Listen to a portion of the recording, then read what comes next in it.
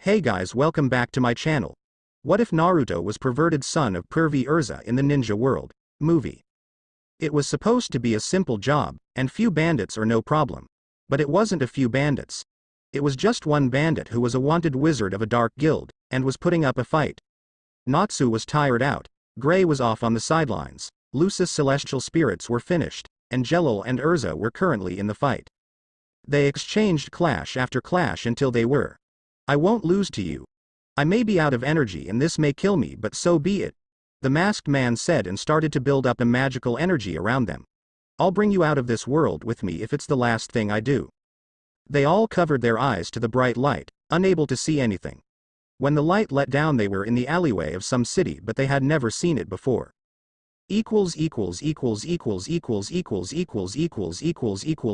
Konoha shopping district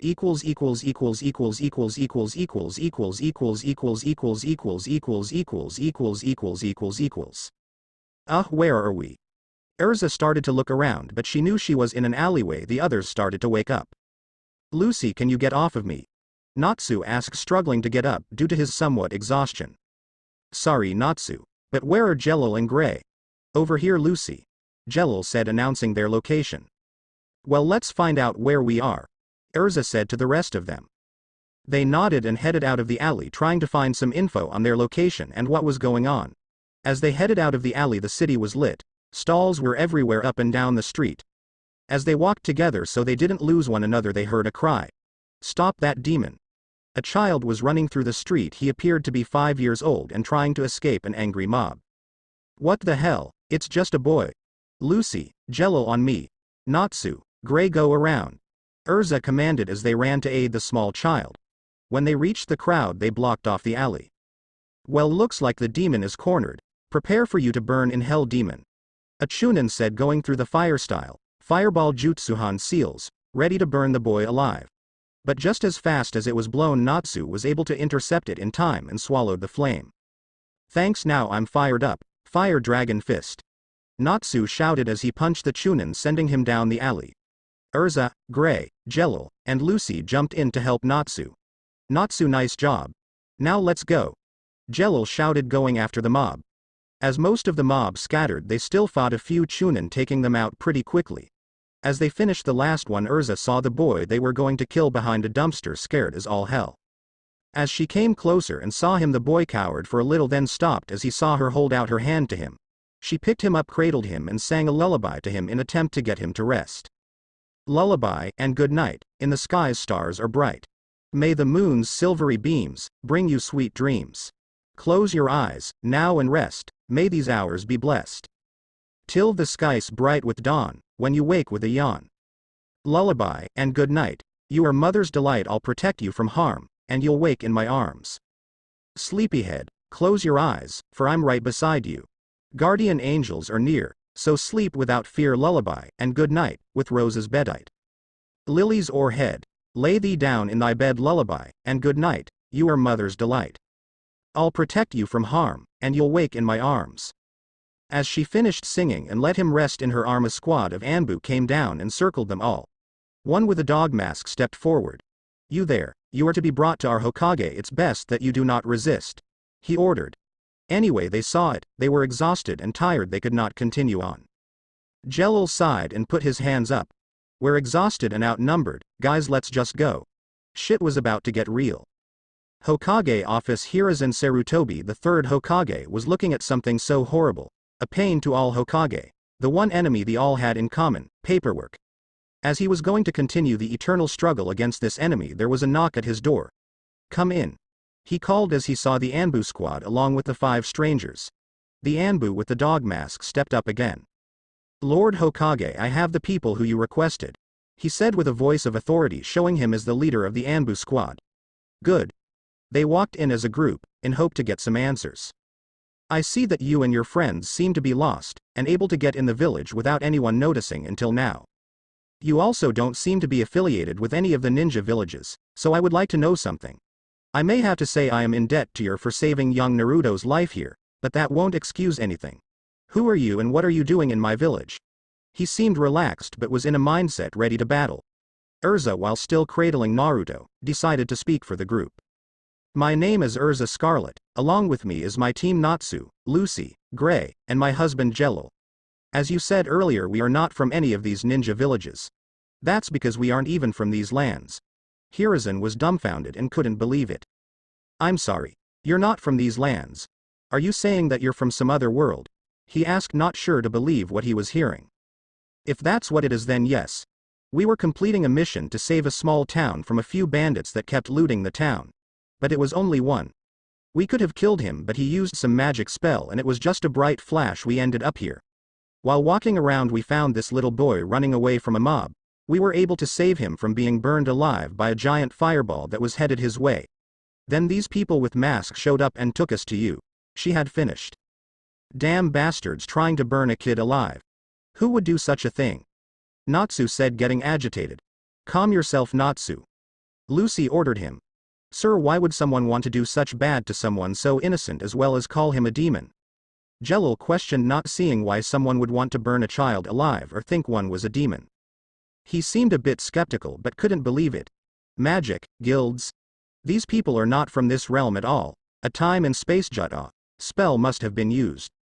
I can tell you, I wasn't born yesterday. So this joke about other worlds and magic is fooling nobody. However, I am open to believe this is a possibility as there are means to transcend space and time in this world. So if you are who you say you are, then I guess you should have no trouble answering my questions. He said and waved his hand to the door, and 6 Anbu left the room, shocking the others who didn't know they were there. He put up a silence seal and gestured them all forward. Everyone take a piece of paper and put it on your chest, he said as they followed his instructions. I will give you all a single chance. If you wrong me you will pay. Urza sighed and stepped forward. I will answer first, she said with confidence. He nodded off to her. What were you doing before you came here? We accepted a mission to clear out bandits. It was a single man who was very powerful and used magic that took the 5 of us to combat. No sign on the tag. What were your intentions of saving Naruto? He was a small child. Anyone who dares call a child a demon and threatens their life is worse than a demon. Still no sign. What do you intend to do after we finish here? Find a way back to our home world. Hiruzen sighed. She was telling the truth or they would have seen what would happen. How can I know? I can trust you to not let out my village secrets and keep this to yourselves. This was the trip wire. He's just a child. His parents should have kept him safe. He should not have to endure this pain and suffering. At this point we should all help little Naruto here. Nothing. He looked at them with dead eyes. This is the most important secret in my village. It has a law forbidding anyone but myself or the boy from talking about this, punishable by death. What's a reason I should divulge any information about this child to you? Urza sighed and looked deep in her heart for her honest-to-God answer. As she closed her eyes and took a deep breath in, all of a sudden she had a flash of her holding Naruto happily in her arms, smiling. I don't have one, but I can't leave him here. With all due respect, sir, I can't leave this boy here fearing that he might be attacked again, maybe even worse, she shouted out of desperation. She knew something had to be done. What do you know about the current realm you are in, and if you leave, what will you do with this information? He asked, sending out waves of killer intent. He wanted to trust them. He wanted to get Naruto to safety. He desperately wanted them to tell the truth. He did as much as he could because of the civilian council. It killed him inside. Just please tell me the truth. All he wanted was Naruto somewhere safe. We plan on trying to return to our home world if there are no more complications. There was no response. This act made Sarutobi extremely happy. I guess I must explain. That boy you have is Naruto Uzumaki. He is the holder or Jinchuriku of the 9-tailed fox. A demon that attacked our village 5 years ago today. He was used as the vessel for the demon because it needed to be sealed in a newborn, or the sacrifice to seal it would have been useless. He was supposed to be seen as a hero, but the villagers see him as the demon in a human form and hurt him to get to the demon. But they can't hurt the demon, only the child. The only reason he's still alive is because of the fox's healing ability. His father died by sacrificing his life to seal the fox, and his mother died from childbirth and the strain of losing the fox because she was the last Jinchuriku. He was given his mother's last name to protect him from the enemies of his father. But I guess that doesn't save him from the internal crisis, unfortunately. So I took the title of Hokage again, but since what you say is true, there may be a way to get you back to your homeland. Hiruzen got up from his chair and grabbed the scroll of sealing and opened it slightly. As he was looking through the scroll for a certain jutsu, Urza looked in the sleeping bundle in her arms and then looked at Jelil. He read it on her face and knew what she wanted to do. With a simple nod she was all clear. Lord Hokage, my husband and I would like to adopt Naruto, she said, trying to get him to agree. You would now? As much as the council would be on my back and the paperwork would be on my desk, I will allow it. It's probably for the best if anything. I can make sure that everything will be taken care of, but let's wait for him to wake up, as well as I need to get the adoption papers. He went to a file cabinet and grabbed the papers. Please also tell me more about where you're from. We are from a realm called Earthland and live in the Kingdom of Fury. There we have things called magic guilds, which there are 12 of. Our source of power is magic, the physical embodiment of the soul. Almost anyone can use magic, and it comes in many forms. With that there are many different types and kinds of magic. Urza explained, grabbing the Hokage's interest. Lord Hokage, I also think it would be good if Naruto died in a sense. Jelil chimed in. Urza and Hiruzen looked at him confused and like he was crazy until he went to defend his point. The last mob was unsuccessful because they didn't kill him. So if he just went missing it wouldn't make sense. So what if we stage a fake death and make it appear like he died? No one would know. Even though it seemed like a hard task, he could have it happen. Jelil was right. If Naruto could stage a fake death, then he would be able to leave without worry. Unable to argue with Jalil's logic, he decided that he had to do it. He grabbed the papers and put them on his desk. Urza and Jelil, I want you two to sign these papers to officially adopt Naruto as your child. As they sign, he goes over to a picture on the wall of Minato and opens a safe and pulls out one scroll that was a storage scroll with 9 different scrolls each marked. These scrolls will help Naruto in the future. They teach basic jutsu as well as his father and mother's techniques: taijutsu, ninjutsu, genjutsu, kenjutsu, and fuinjutsu, all in these scrolls. There are 3 that I want you to show to Naruto only when you think it's time. The one that is red contains a letter from his mother, the yellow one from his father, and the black one is a pair of swords that are his inheritance along with a jutsu for him. As he sealed them back up and went back to the scroll of sealing, a yawn was heard in the room. Urza looked at the little boy in her arms. Hi Naru-chan. How was your nap, sweetie? She said to him in a motherly tone that had the others dumbfounded. Natsu did Urza just. Lucy was going to continue, but a death glared to them that said, say anything and you're dead. From Urza shut her up. I slept good, miss, it wasn't cold. Thank you for saving me, he said with a smile on his face that showed no signs of pain. Naruto, I have a question for you. Would you like a family? Urza said, putting him on the ground and kneeling to get down to an eye level with him. I would die to have one, yes. But what does this have to do with me? Well, Naruto, my husband and I here decided to adopt you. You are now Naruto Uzumaki Scarlet. He had no words, but he tackled Urza into a hug and cried, thank you, Ka-san. Urza picked him up and carried him to the Hokage, who finally found what he was looking for. Urza, I have a request to make of you. She looked at Hiruzen with interest. In 7 years' time I want you to come back with Naruto so he can become a ninja of this village, so he may graduate with his class, he said with a smile, knowing he would want to come back. Sure, Lord Hokage. Thank you. He handed them the storage scroll and then ran through hand signs. Ninja art. Dimensional rift. As he finished the jutsu, a portal to their world opened up. You also have the seals for the dimensional rift to come back here when it's time. Goodbye Urza and Naruto, take care. Goodbye old man. They stepped through the portal one by one. As Urza was going with Naruto, she looked at Hiruzen for the last time in 7 years.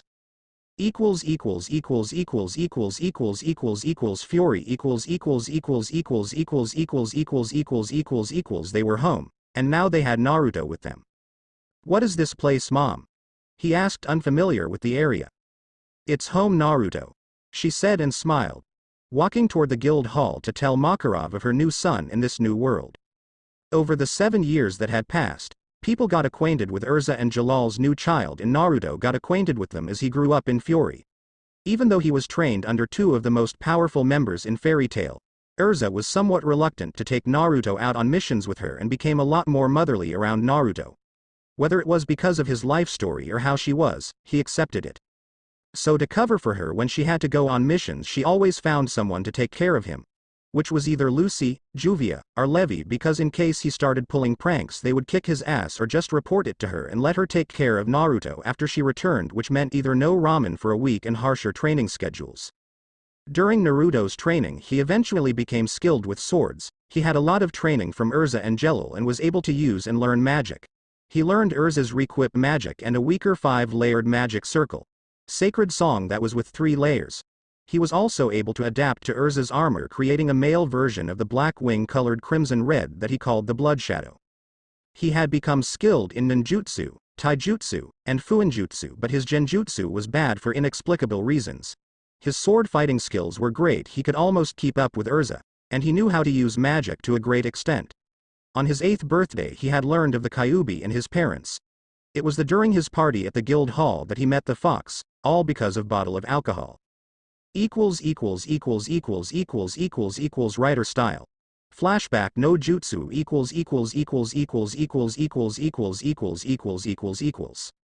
It was Naruto's birthday 8th and in the guild hall, and it was a feast. There was table upon table filled with food and everyone was having a blast, and there was a really big cake that had mini figurines of Naruto, Jelil and Urza on them, and big enough to feed all the members of Fairy Tail, and took a table and a half by itself. As the night went on, Kana came to Naruto's table and put a bottle down. So Naruto, since it's your 8th birthday here and you have already started training, I'm going to train you in my favorite type of training, drinking. Naruto didn't know how to react, but he took the bottle about to chug all of its contents until Urza grabbed it. Oh hell no, does Kami know what would happen if we had a drunk Naruto? If Naruto gets drunk, not even Jalal's magic could stop him unless we bound him. Ah come on Urza, he can handle it. Kana said, taking a swig of the current bottle she had in her hand. No Kana. Why you scared? She said while making chicken noises. As the two continued to bicker back and forth, Naruto kept making attempts at the bottle. As his jumped, he lost his footing and hits his head straight on the ground, slowly losing consciousness. Naruto. Naruto's mind As Naruto opened his eyes, he found his surrounding to be a sewer. Where the hell am I? Your mind, kid, a booming voice came toward him and a giant cage started to appear in front of him with a paper that had the kanji for seal on it. Behind the cage was the monster he saw when read the history books for some of his lessons, the Kyuubi no Kitsune. What? But you were killed. How could you be alive and in my mind? Naruto, in pure shock, was startled by this. The demon, the one that attacked on his birthday, the Kyuubi. Actually, on the contrary, kid, I can't die. Seeing Naruto's confused look led the demon to go on and explain. As a Biju, a demon, I cannot be killed, only contained. However, I'm not weak like the Ichibi, I can't be contained in a teapot, I need to actually be sealed in a person. An adult would die after having me sealed in them. Their chakra system would explode and release me, then it's square one again. I had to be sealed in a newborn baby. The 4th Hokage chose you to be my vessel. Now, although I don't mind here, I don't want to be here and wish I never was. I was taken. Your birth mother was attacked by this man masked in orange. She was the wife of the 4th who offered her protection while she was giving birth. She was my container before you. The man, an Uchiha, put me under a genjutsu and sent me to attack your home. But thankfully and unfortunately the 4th Hokage prevented that by sealing me in you, but at the cost of his life and your mother's, while trying to protect you. Sitting on a chair and listening to what the beast had to say, Naruto had just lost his mental virginity to the mind censored he had just received. He stood up thinking about what to ask next, and then it hit him. Where did this chair come from? Upon that he even made the Kyuubi face fall until it regained its poster. It's your mind, kit, you can create something from thoughts or imagining it. Oh, well, I guess this makes sense on why the villagers called me a demon. Does that mean they were Kit, please stop, you're not a demon. We demons don't even kill without a good reason most times. I don't understand their stupidity, thinking you're a demon, they were so stupid. But anyway, kid, my name is Naruto. Oh, yes, Naruto, I have a present I want to give you. I have seen your life and I regret the events that took place and rip your life from you. Granted, this seems like an escape, it's not.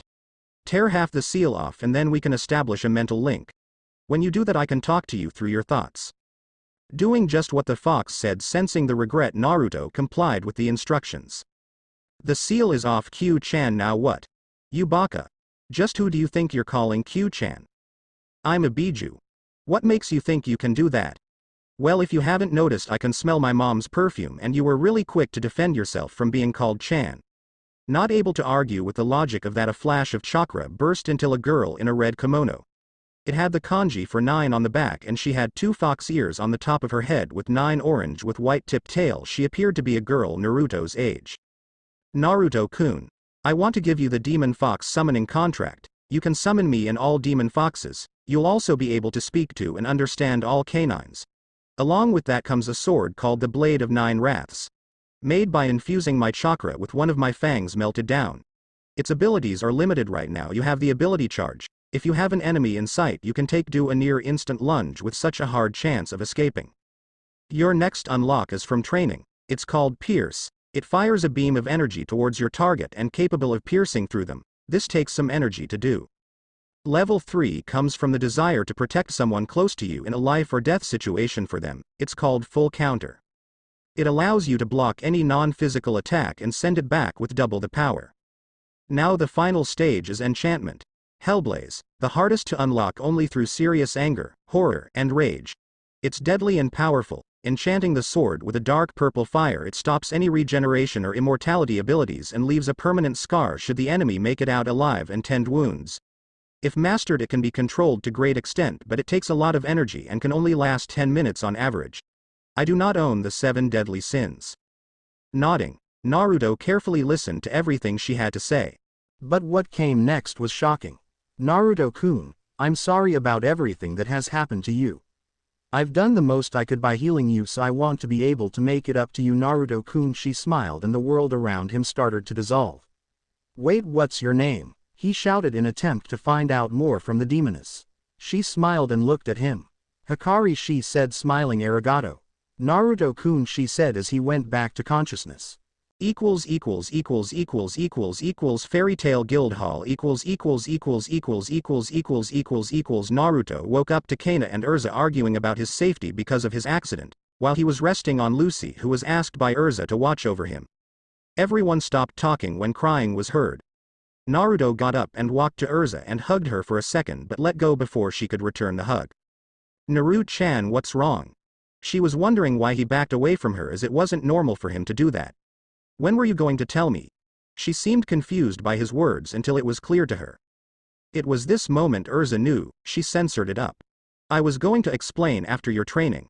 I know it shouldn't have waited so long to explain to me that. I held it. Mom, I love you. I don't hate you.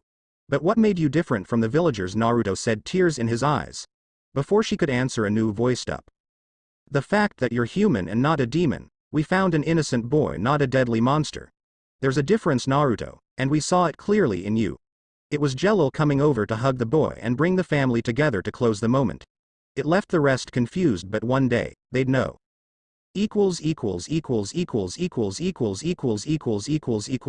Later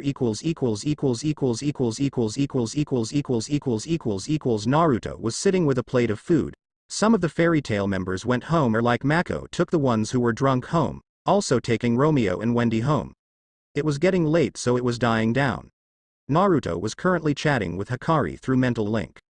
Do you think I could get you out of the seal? If I summon you as the boss using a shadow clone and make it with your chakra and soul seal, would it work?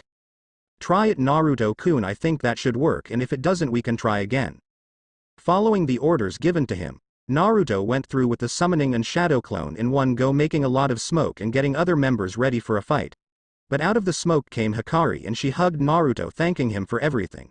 Excuse me, but you have of explaining to do. It was a very pissed Urza and explanations were in order.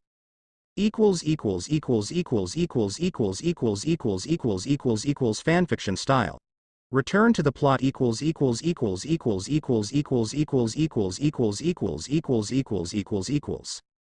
Ever since then the two were always together.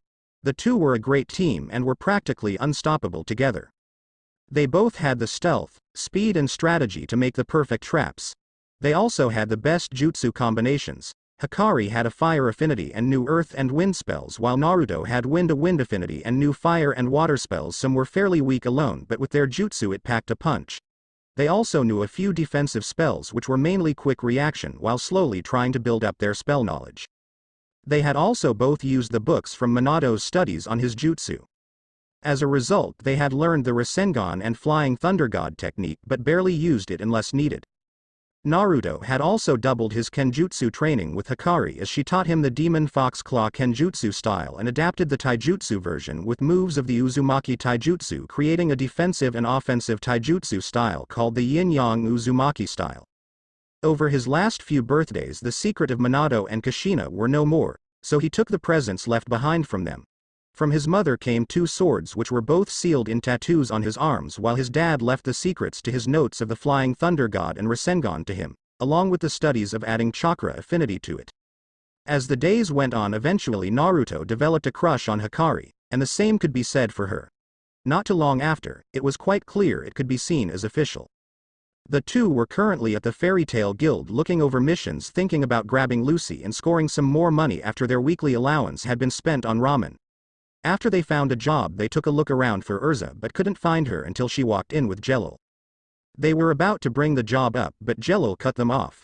"Naruto, Hikari, Master Makarov wants to see us." He didn't say what for. Although confused, they went with them to Master Makarov's office to find the reason they're needed at this time.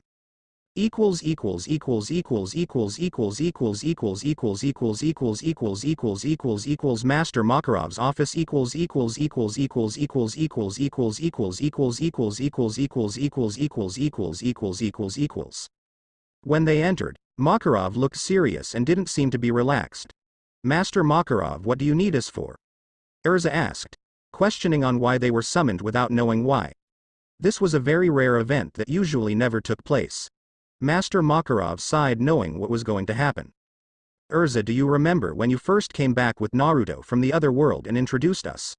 Urza lost her confusion and started to line the pieces but hoped it was not going in the direction she feared. "Yes, I do remember. Why does that matter?" she said. Makarov looked at Naruto and smiled at him. "Urza, he's grown up so much. But it's been 7 years, and like you said to me on day 1, this is the time he is supposed to go back to his village and become a ninja." Naruto and Hikari's eyes widened. They both knew about this but didn't think it would come so soon. Urza told them that they would come back to the village another time. That time is now. Makarov looked at Naruto, thinking of everything that has gone on with him in Fairy Tail. "Naruto, you have become strong over the years and your training is complete.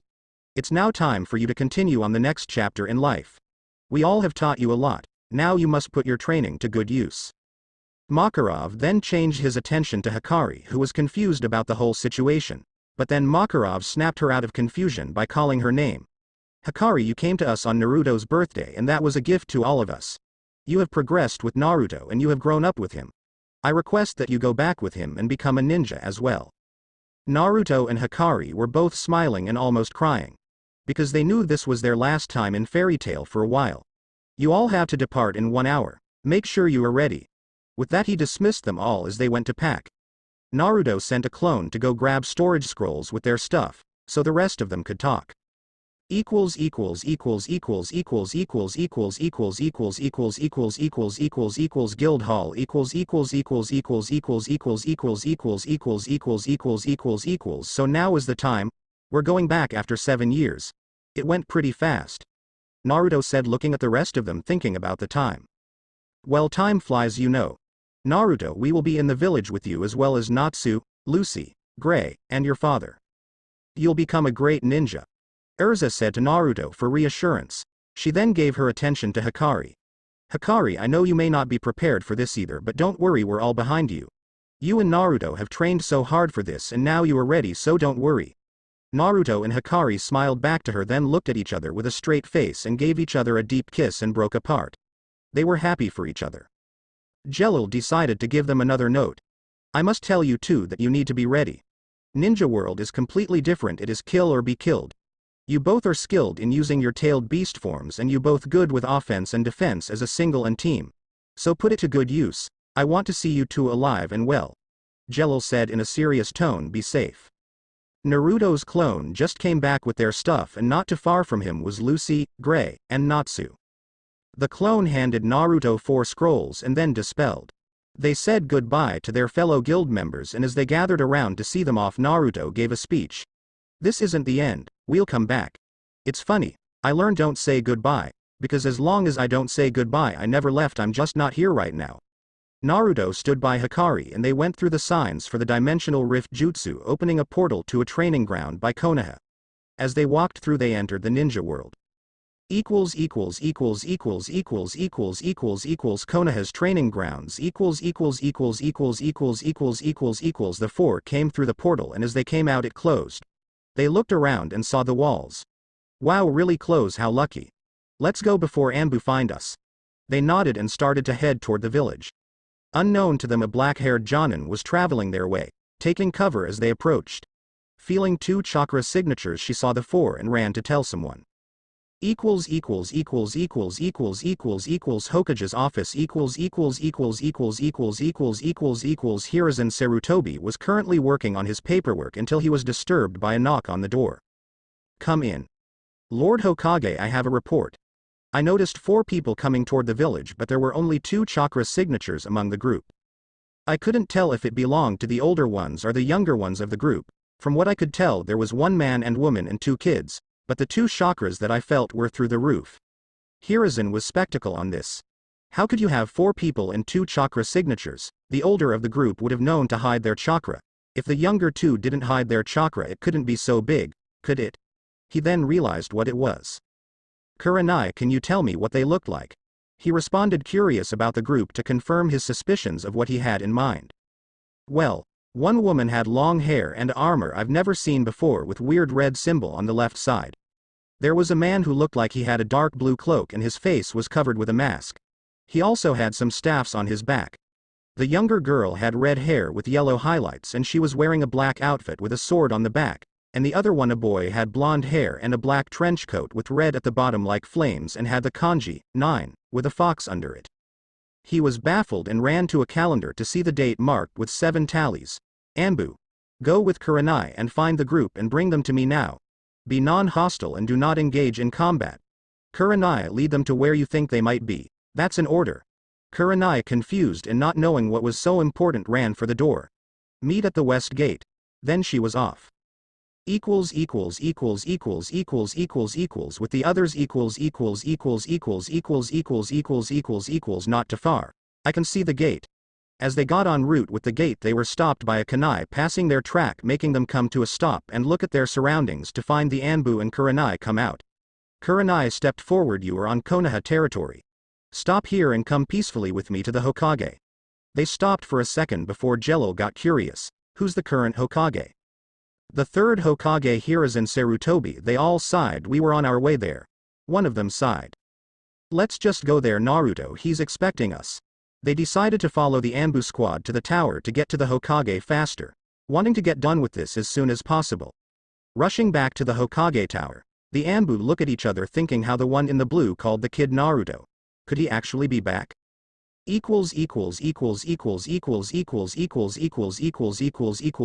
Hokage office. They got to the tower and entered the office. Hiruzen saw the 4 of them come in from his. I can't believe it's true that you're back, Naruto. Hiruzen was happy to see Naruto walk in with Urza and Jello. But then what clocked in his mind was the 4th person that he had never met before. So before I start talking about becoming a genin, could you tell me who your new friend is? Hikari stepped forward. I'm his girlfriend, but there's a lot more than just me being his girlfriend, so you might want to get a drink. She slightly smiled and did an explanation. Much to the ache of the Hokage. 1 hour later.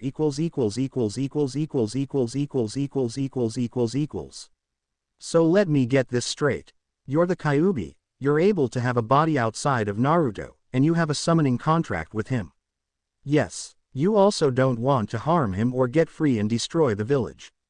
Yes, you want to become a ninja and join the village. For the 15th time with every other question, yes. Hiruzen sighed. Why can't I believe this at all? Because it doesn't seem to be real and I don't look like a demon. I don't want to do the paperwork, neither do I feel like having the council on me. But this could be a good thing. So I will keep you on watch. I could use your help possibly in the future. But for now keep this a secret. He grabbed a pen and wrote a note on a blank scroll. So let's wrap this up now. Naruto and Hikari, go to the academy and give this to Iruka Amino Academy in room 302. There you can take the genin exams. Urza and Jello, I would like to state you too as Jonin of the village. Currently you'll work D-rank missions with genin squads and I will mostly keep you inside the village if need be. Now you are all dismissed. I am going to get another Jonin pair to lead you around so you get familiar with the village, and Naruto and Hikari you have about 10 minutes before the exams start. They looked at each other for a few seconds. Race loser pays lunch, yup deal. Looking at the two, Jelil stepped to the side in front of the door. 3, 2, 1, go. With that they were gone in a flash. The academy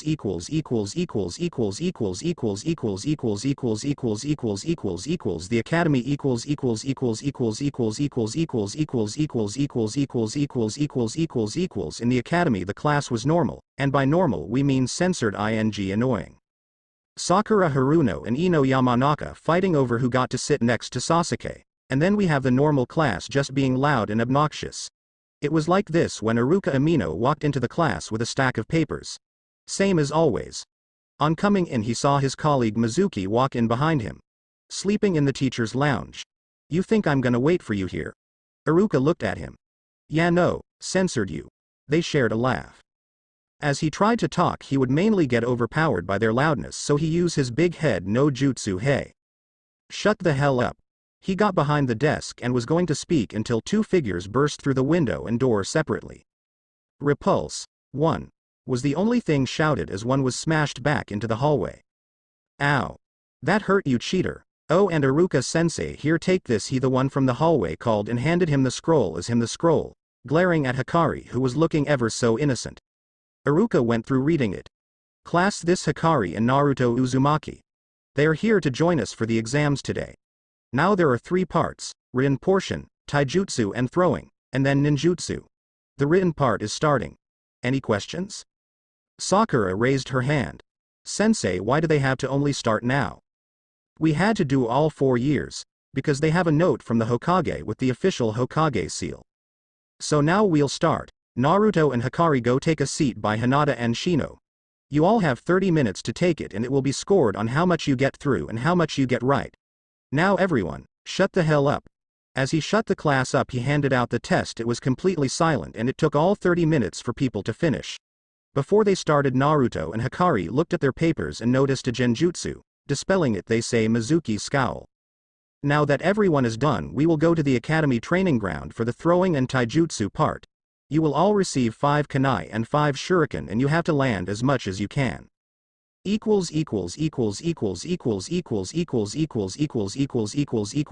Academy. Outside,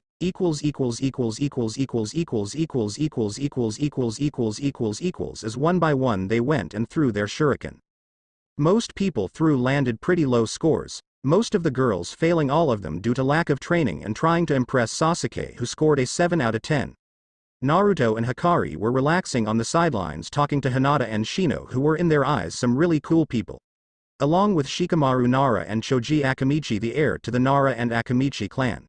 They came after they were called. They all were relaxed until Naruto got called up after Sasuke. He picked up the kunai and got ready. You can start, Naruto.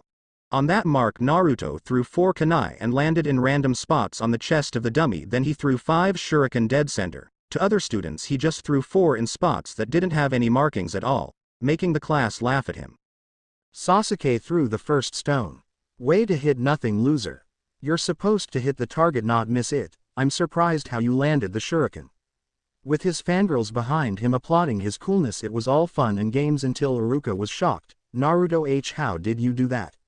That just broke record of this portion by 15 points, which was previously held by Itachi Uchiha with 7. The class was in awe and Sasuke was furious at this because someone beat Itachi and it wasn't him. Sensei, I still have 1 more kunai. Naruto said, lifting it up for Iruka to see, and he nodded, throwing straight through the dummy's neck. It seemed he missed. He smirked and snapped his fingers, then it blew into pieces, leaving everyone shocked. Sensei, he cheated, there's no way he could have done that and not Sasuke. Sakura screamed with the whole SFC, Sasuke fan club, who were all in protest. Sakura, there are spots on the body that we don't mark. Those are vitals in the body. To take a kunai or shuriken there you would definitely die. That's why we don't mark them, because they're bonus spots that can increase a person's score. Mainly that was marked for people who planned on being an Anbu or medic nin. They were all protesting until it was silent. Sakura was met with a throwing knife implanted in a tree that was right behind her. She was frozen and didn't move. Do you know how to talk without bursting my eardrums? If you didn't know, this is a ninja academy. Being loud like this will get you and your Sasuke killed on any mission. He threw another knife and re-equipped the first one he had thrown into his hand. He was about to throw it again, but then his arm was stopped by Hikari, who looked at him and her eyes were red and pupils slit like a fox's. Stop. Besides, you're letting it leak, and that's the last thing we need. It leaks to both of us, so we'll both face transformation. Low profile, remember. She whispered to him in a hushed tone. He chuckled and let the knives go away. Iruka just coughed and got the attention of the class. Okay, now the taijutsu portion. You will all one by one go and face Mizuki and must land one hit in 3 minutes. As they went on, most students did decent by finishing within a range of 2 minutes 30 seconds to 3 minutes. Sasuke finished in 1 minute 30 seconds, Hikari with 1 minute 10 seconds and Naruto with 1 minute. After the break, Iruka announced lunchtime for the class and that they had 1 hour before they had to return to class. So guys, want to go get some ramen? Hikari asked the group. Hinata and Shino gave a nod and Shikamaru sighed while calling it troublesome. Hikari, you'll really make me pay for all of that. You lost the bet, Naruto, so own up. She said and kissed Naruto on the lips. 3 bowls max. As their group was walking away, there was a call towards one of them. Hey loser, you think if you're so good, come and fight me. No doubt about it.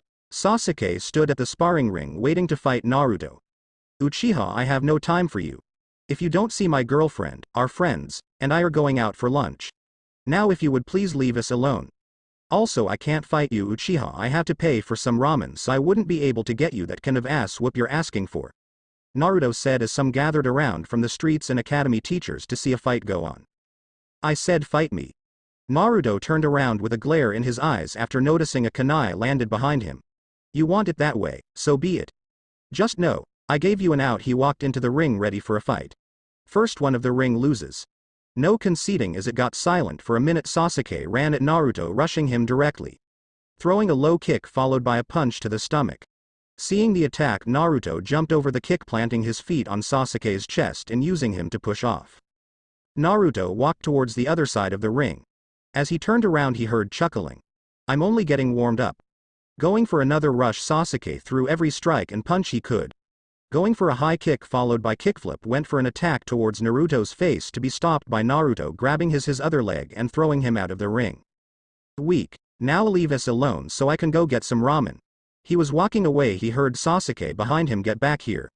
No, this made Sasuke furious. He got up and ran through hand signs. Fire style.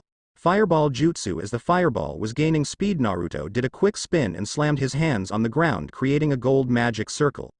Great barrier. 2. A glowing barrier rose up over Naruto, taking the attack, leaving everyone in awe except for Hikari, who knew about this power. When the wall went down, Iruka came out to see the commotion. What the hell is going on? Well, Iruka-sensei, if you must know, the Uchiha made me fight him. I won and then he launched fireball at me. Naruto said out of irritation because of the Uchiha. Sensei, he's lying. He just attacked Sasuke-kun because he was practicing for the next part. Sakura screamed back at Iruka, who ignored her because he could tell she was lying, knowing that it was only a jutsu portion. I'm not going to have this happen on my time, so let's finish so I don't have to deal with the paperwork shit. The class started groaning in irritation for having pack up their lunch and finish the exams instead of eating. Inside academy If anyone knows any jutsu or has a bloodline unlocked already, please come forward. On that cue, Sasuke, Hinata, Shikamaru, Ino, Naruto, and Hikari come forward. One by one they did their jutsu. Ino used her mind transfer on Iruka, making him dance like a monkey. Shikamaru used shadow possession and controlled his movements. Hinata showed off her Byakugan and asked him about the ICHA copy planted in his desk, to his response being confusion and shock. Sasuke did a small fireball. Hikari ran through hand signs and called something no one had ever heard. Fire style. Dance of the fox. Slamming her hands on the ground, sparks started forming. They formed a fox that swerved around the room and jumped, attacking a desk, blowing up but doing no damage to anything around it. Naruto did the most confusing thing and walked in the room. Literally, a shadow clone had brought ramen for him and Hikari. That's it. Just a shadow clone. Since the Uchiha had me fight him, I sent a shadow clone to get my lunch as we started. He explained, leaving a sweat drop around the room. Okay, now everyone, we'll call you one by one to come to the next room and you'll be examined. You need to do a substitution, a henge, and clone. When you pass, just grab a headband on the way out, but come back for the awards. Names were called and people came in and came out. One by one they got their headbands, but then some also failed. Much to the joy of the SFC, Sasuke got a genin rank, but they also were angry when Naruto came out with one as well. Hinata, Shino, Shikamaru, Choji, and Hikari also got ranked as well. So did Kiba, Ino, and Sakura. As the last came out, Iruka and Mizuki came into the main room. Congratulations on passing, everyone. There are 2 awards that usually come out now. It's Rookie of the Year, which goes to Naruto Uzumaki, and runner-up as Sasuke Uchiha, and Kunoichi of the Year as Hikari, and runner-up as Hinata Hyuga. Come back tomorrow for team placements. Sasuke and his fangirls were extremely angry. Sasuke because he lost to Naruto, and the fangirls because they thought Naruto had cheated. After they had been dismissed, Naruto and Hikari were leaving and came across Jelil and Urza. Congrats guys, I knew you could do it. Jelil said, smiling. Well Jelil, he's my son, so what do you expect? Naruto and Hikari, both smiling, took the praise. So hotel? Hikari looked up questioning. No, Hiruzen gave us a scroll with directions to the Namikaze estate. Naruto, it rightfully belongs to you since you're the only one left. Your mother and I already set up inside. We mainly just got groceries and so on with the money the Hokage gave us since we can't pay using Jewel. Naruto's face was brightly lit, knowing that he would finally get to see a piece of something that his parents left behind for him. Leaving the school's main area, they were about to head to the compound when they were stopped by a cat-masked Anbu. Naruto-san, the council would like to see you. Damn it, you go. Why now, couldn't they do it some other time? Stumbled a little on how Naruto was able to tell it was her, she shook from her thoughts and kept face. I don't make meetings, I just grab the people called for. Sorry, Naruto, sighing and looking towards the tower. Naruto let loose. Well, looks like we have errands to run first, so let's go. Underscore, you need to listen, this underscore takes underscore, yes underscore, you have my attention. It's called underscore underscore and it's a underscore underscore, how does it work? Chaos was a complete understatement, anarchy was a better word. The civilian and ninja councils were currently in the middle of a heated argument. The civilian side consisted of wealthy civilians who ran some bigger businesses in the city. The ninja side consisted of all the clan heads of the village. Inochi Yamanaka, Choza Akamichi, Shikaku Nara, Sume Inuzuka, Hiyashi Hyuga, and Shibi Aburame. While a majority were fighting, Shikaku was sleeping. This, however, until the Hokage walked in and took a seat. Standing next to him were Kotaru and Homura along with Danzo. He shouldn't be allowed to pass. He didn't even spend 1 year in the academy, only 1 day. Screeched a civilian on the council that coincidentally had pink hair. Contrary to popular belief, Sakura's mom is blonde in canon. Maybe that's because he's had private training, he's the best out there. Both sides were in a riot until the Hokage spoke up. Quiet. Shutting up the whole council room, they looked at the reason they were there. Standing in the middle of the chambers was Naruto Uzumaki, with him was Urza, Jelil, and Hikari. Naruto Uzumaki, you are being charged with assault on the Uchiha clan heir. How do you plead? Shouted another civilian. Innocent, he attacked after losing a fight to me. Also, I think that the old man had summoned me for something else. He responded with a smirk, knowing that the civilian couldn't get to him. He was pretty confident until Urza smacked him on the back of the head. Have respect when you talk about the Hokage, young man, or you're grounded. *ehem**, clearing his throat, he got the attention of the room. Naruto, Hikari. Since you two have abilities that only your parents are able to teach, we will have you two placed with 2 team leaders. One will be a Jonin and the other Jelil or Urza. Also work on keeping those powers under control as well. Hiruzen said, knowing that Naruto could tell wasn't just talking about magic but also the Kyuubi powers. Sure, can do. Now what's the real reason you've called us? I can figure out that we were going to have one of them on our team. They're the only ones who can teach us magic. Naruto said casually until he realized that he would regret this decision. Magic? Can you show us what you mean by that? Homura asked, knowing they could use this to aid the village, although going to have the Uchiha learn it. Yeah, I can show you. Well? Aren't you going to show us, boy? Shouted a civilian councilman. No, I can show you but never said I will show you. Naruto smirked as he could see the civilian council was getting quite riled up from his mocking. You better show us or we'll have you put in jail, you demo. The civilian would have continued but was stopped with in a way that shook some of the ninja council. At first you think it would be the Hokage or maybe Naruto, but it was actually Urza, who was giving off a dark aura that had Sarutobi behind his seat as well. Finish that sentence and I'll make you regret your choice. I know about Hokage-sama's law, which is still in full effect. You mess with my baby, you mess with me, she said with a longsword re-equipped inches away from his throat, ready for a slash. As she pulled away, the councilman had fainted in his seat from the key Urza had threatened him with. Now they were able to continue with the meeting. Anyo Urza-san. Shibi Aburame spoke up. I never remember seeing you enter the room with any weapon. Where did that sword come from? He pondered, playing with the question on everyone's mind save for the few who knew the answer. Well, if you must know, it's my special ability called re-equip, and it's something only I can use, and so can my son. Also no, I will not demonstrate it. Urza said while not telling the full truth. She couldn't bother for a repeat before she slices someone in half. It had come across the minds of the civilians that they weren't going to find out what they could do. This irritated them. Hiruzen, now back in his seat, got a scroll out. Now if I may get back to ninja matters, Urza, you will be in charge of Team 8 with Kurenai Yuhi, and Jella, you will be in charge of Team 10 with Asuma Sarutobi. Naruto and Hikari, you two will end up on the same team, so just be prepared, Hiruzen had said, confirming his reasoning for being here. You all may go, he said, and dismissed them to go about their day.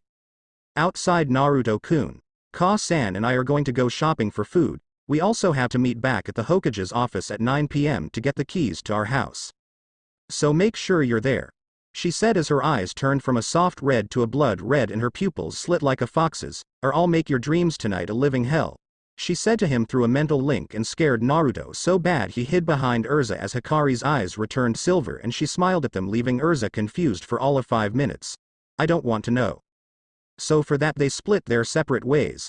Later, on a random rooftop, Naruto looked out upon Konoha from the top of a tower. Finally coming back was amusing to him. He now got a look at the change and it, well, was different. While looking about the city, he saw a figure hop from rooftop to rooftop with a large scroll and knew that meant trouble. Running through hand signs, he called out Kachiyose no Jutsu, a small blue fox with 2 tails sporting a white tip, and a small headband that had the picture of a ramen bowl came from a small poof of smoke. Hiya Naruto-sama, how may I help you? The fox asked graciously with its tails twirling and looking ready to pounce playfully. Naruto, hey Kaori, I need you to tell Hikariheim that I need her help and to find me. I think there is something going on. And please, there's no need to call me Sama, Kaori, he said to the fox. Hi Naruto-sama. With that the fox sped off and Naruto turned to see the one with the scroll finish a fight, knocking out what appeared to be a Chunin, and sped off in pursuit. Hokage's office. Urza and Hikari, after picking up some groceries, had just made their way to the Hokage's tower, only to get to Hiruzen's office and find that he had a stressed look on his face. Hikari looked puzzled. Hokage-sama, what? No time, someone has stolen the scroll of sealing. I need you to get Naruto and find this person now, he shouted, only to have his concentration broken when he looked down to see a newcomer pique his interest. Hikari looked down to notice a fox and smiled. Hey Kaori, what brings you here? She asked it as its 2 tails wagged. Hikari-sama, Naruto-san request you go to him immediately. He is in need of assistance to chase someone he saw fleeing the village. That was the person they were looking for, so they followed the fox to Naruto. With Naruto saw the person to be Mizuki. Stop at a shack in the woods. They're late, damn Cloud Nin can't show up to anything on time. Naruto's eyes widened when he heard Mizuki mention the hidden cloud. He knew that Mizuki had the scroll of sealing when he stopped, but didn't know he would be going with the hidden cloud. Mizuki, I'm afraid I can't let that happen, Naruto said, jumping down, confronting him in the clearing. Oh look, the demon brat decided to show its face. Do you really think that it's possible for you to beat me when you just became a genin? Mizuki gloated and was ready for an easy fight. Naruto smirked and got an idea. Mizuki-sensei, what do you mean demon? He said, hoping Mizuki was dumb enough to fall for his trap. Oh Naruto, they never told you. It's a shame. But the Kyuubi was never killed, it was sealed inside a child that was born that day. You Naruto. You are the Kyuubi. Naruto smirked. Dumbass, and jumped over a Fuma shuriken thrown at him. Mizuki, let me tell you 2 useful pieces of information. 1. I already know of the Kyuubi, so that's nothing new. 2. You broke the third's law, punishable by death. Shadow Clone Jutsu 4 Naruto clones appeared rushing at Mizuki, the real one staying back. Mizuki had substituted with one of the clones and pushed off one of the nearby clones and landed a surprise punch to Naruto straight in the face, knocking him back into a tree, leaving Naruto drained. What the hell was that? Mizuki chuckled. I wasn't sure if this would work, but it does. My gloves are custom made, you never were in class, so let me give you a lesson. Kisame Hoshigaki has the Samahata. His sword lets him absorb and use chakra from people he cuts. My gloves absorb chakra and redirect it at my target. Mizuki said, monologuing as Naruto smirked. What's so funny about your death, you demon? Mizuki shouted as he picked Naruto up. Well, you're about to be blown away by the reason. Naruto laughed as he popped into smoke, leaving a log with a tag. A shadow clone. Mizuki noticed the log, but it was too late, son of a. A paper bomb attached blew Mizuki away and he was kicked back by Naruto into the ground. Gloves my ass. I'm going to beat your ass, Mizuki, take you to Anbuti and then let them do whatever they want. He said, kicking Mizuki in the balls. 5 minutes later, Mizuki was badly beaten at this point and was taken by Anbu to T&I. Once the Hokage got there with Urza and Hikari, they checked up with Naruto. He mentioned meeting with Cloud for the scroll. I guess they didn't show.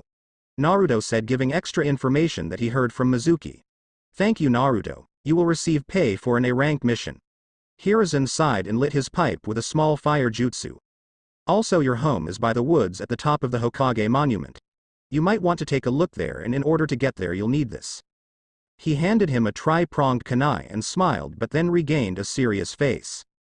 Just be ready for anything. It might hurt a bit to be there, Naruto. Hiruzen said as he did a basic shunshin and disappeared. Well, Naru-chan, let's go check out the house. Urza said as she walked up to Naruto, giving him a hug.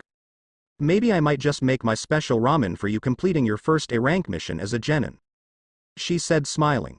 Sure thing, Ka-san, let's ow. What the hell? Naruto was mid-sentence as he saw the blue fox bite his leg, but lightly. Naruto-san, aren't you forgetting something? The little fox said, wagging its tail. Alright, Kaori, but next time make yourself known in ways besides biting me. Naruto said as he pulled out a sealing scroll and unsealed a fish, throwing it for Kaori to catch in his mouth. Arigato, Naruto, he said and poofed into smoke. Now let's head out. Naruto said as they jumped from tree to tree, heading toward the top of the Hokage mansion. It was early in the morning. Instead of going to the greatly mentioned estate left for Naruto in the previous night, they decided to go to a hotel for the time. Having a map might be one thing, but laziness will always prevail. However, someone forgot to set an alarm, so their day was a bit of a rush. Naruto, hurry up, we're gonna be late. A worried Hikari shouted as she had ran around the room grabbing scrolls and eating breakfast on the go, dressing with one hand occasionally to hold her food. I'm hurrying, all right. I can't find my ninja pouch, was the return shout of one Naruto Uzumaki, who was running everywhere to get his clothes and gear together. Meanwhile, with Jello and Urza watching them, they sipped and enjoyed their coffee. So do you think we should tell them they had to be there at 8:30 and not 7:30 due to the Mizuki incident? Jello asked, watching the insanity continue. This is revenge for dyeing my hair yellow, she said as she took another sip. After they had gotten settled down and ready, Urza stopped in front of the door. Wait, Naruto, Hikari, why don't you two grab some more food? Time's 7:15, Ka-san, we have to go. Hikari and I will be late. Naruto pleaded, trying to make it on time to the team assignments. Oh, Naru-kun, my sweet prankster likes to dye my hair yellow. Naru-kun. Hell hath no fury like a woman scorned, especially when it's her own child. Naruto backed up, getting ready to run tail if things went for the worse.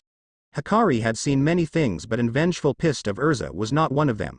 She smiled, sickly sweet. You guys are up an hour early. Due to the Mizuki incident, the team assignments were postponed until 8:30. So would you like some breakfast? Silence. All that was heard was the sound of 2 thuds as they hit the floor. Getting back up, they sat at the table and looked at Urza with smiling eyes. The UZU Scarlet Grand Slam was said in unison, and Urza smiled, doing a certain hand sign. A clone had appeared. It turns out, their concept of magic was kinda just about the same as their concept of chakra, and well, from time to time Urza studied with Naruto and Hikari. That way they had an extra sparring partner for their practices.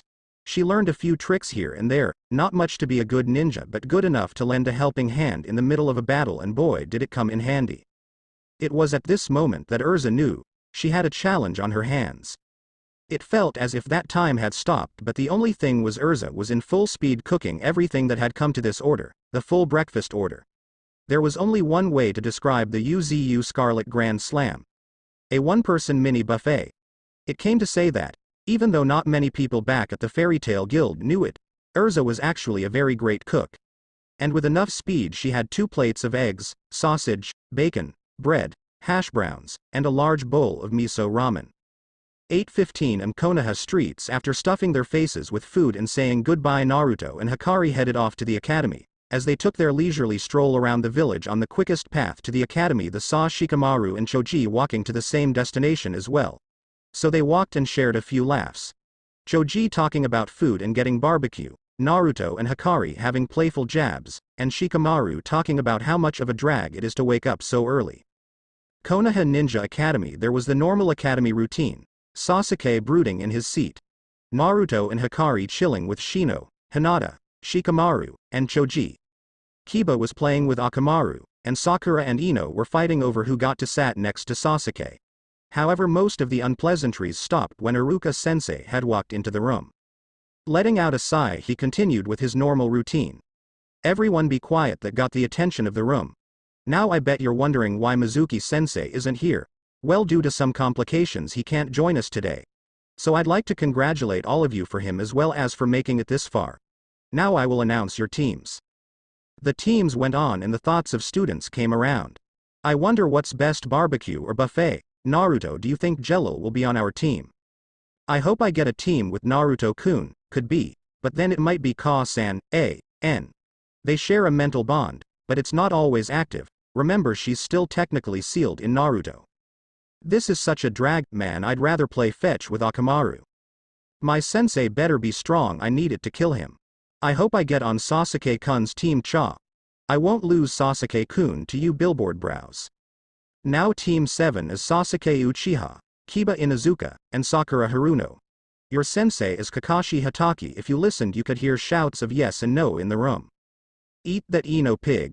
Sakura shouted as she jumped in joy with Ino crying on the desk in shame. Team 8 Naruto Uzumaki, Shino Aburame, Hikari Uzumaki, and Hinata Hyuga.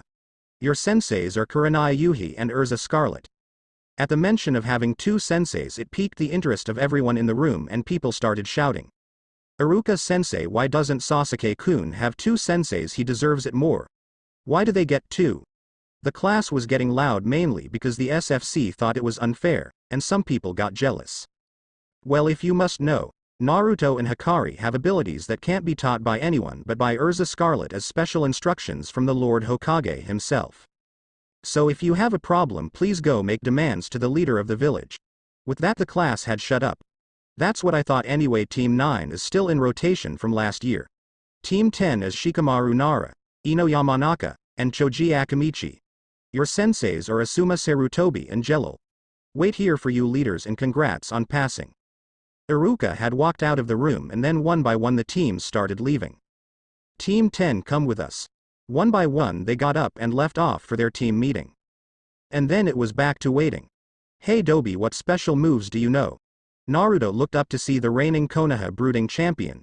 It said he could brood for a full week before he had to pee. Moves that aren't yours, Sasuke, and I won't teach them to you. Now leave me alone. He glared. Whatever, I don't need your dumb jutsu. Then walked back to his seat and then the door opened up again. Urza in her Heart Knight armor followed by Kurenai. Team 8 to the rooftop. They said and went up together. The current members got up and walked upstairs to find their senseis sitting on the roof sharing some tea. Kurenai cleared her throat. Congratulations you four, for passing the Genin exams. You are now official shinobi of the Leaf. I would like to introduce myself and get to know you as well as your likes, dislikes and dreams. I'll start.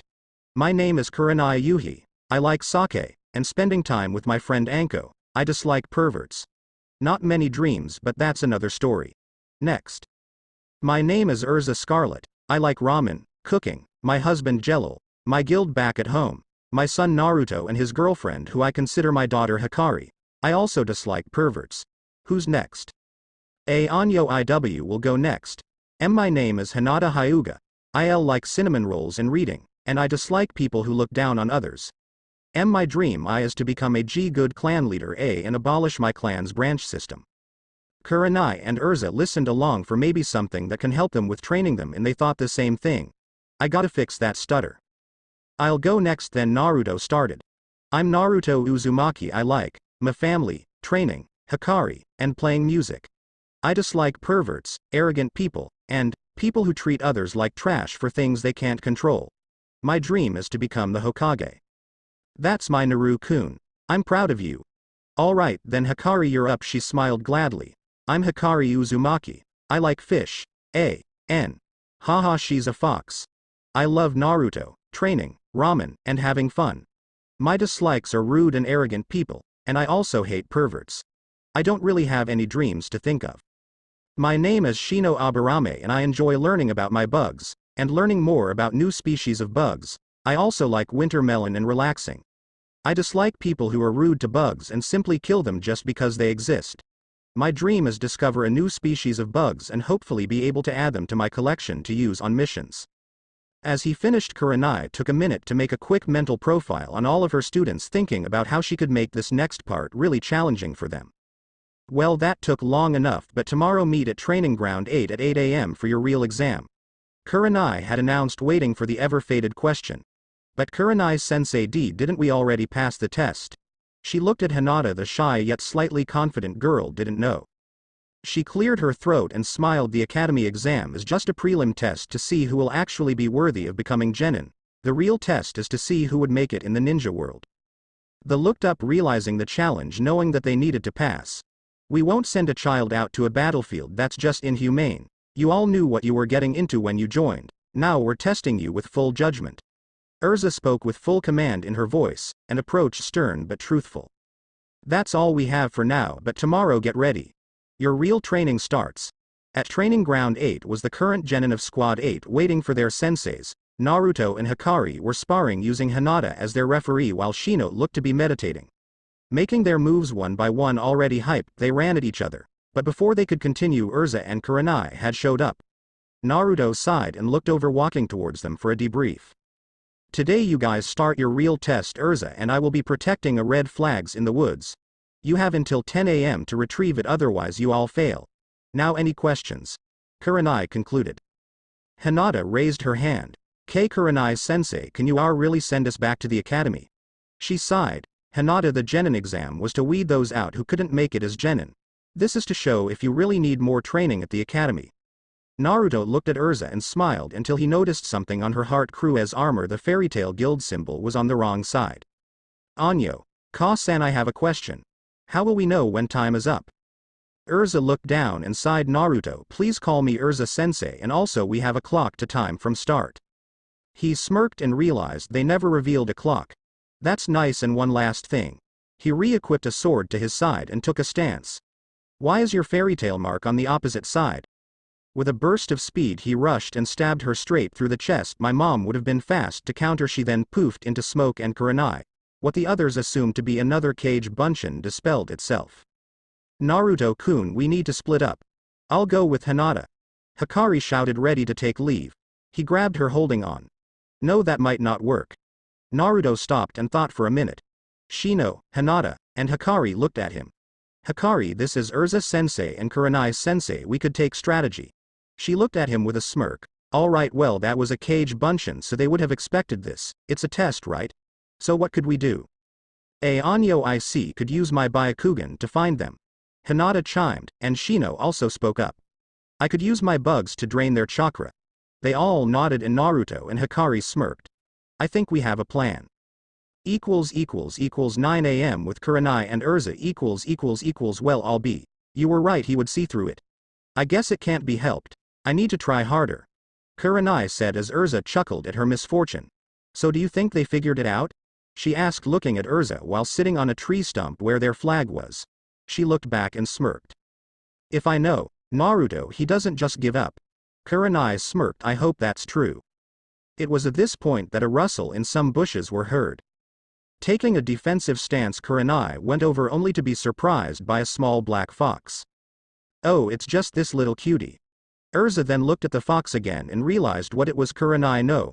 However, Kurenai was already petting him on the head. She smiled as the fox yipped but then was shocked when it poofed into smoke. A summon. Naruto jumped out and made a dash for this flag before being stopped when Urza came in his path, knocking the wind right out of him with a fist to his himself. He jumped back and took a defensive stance. Where are the others, Naruto? Urza asked, pulling a sword. He smiled, re-equipping a standard katana, coming sometime soon. They stared each other down. Rushing Urza slashed at him, they parried. The tension was rising and Naruto was pressing against his sensei's force. He backed up before returning with a slash flurry against Urza before kicking her back. Wait, where's Kurenai? He looked around and was trapped in a net. Thanks for stalling, Urza, she said, coming out of the nearby tree line, and as they smirked. So what do you have to say, Naruto? Kurenai asked, and he only laughed, giving them confusion. It's 4-on-2. The fox is caged. Proceed stage 2. They turned around, and saw they were stuck in a box between the 4 of them. Oh shit, we're censored.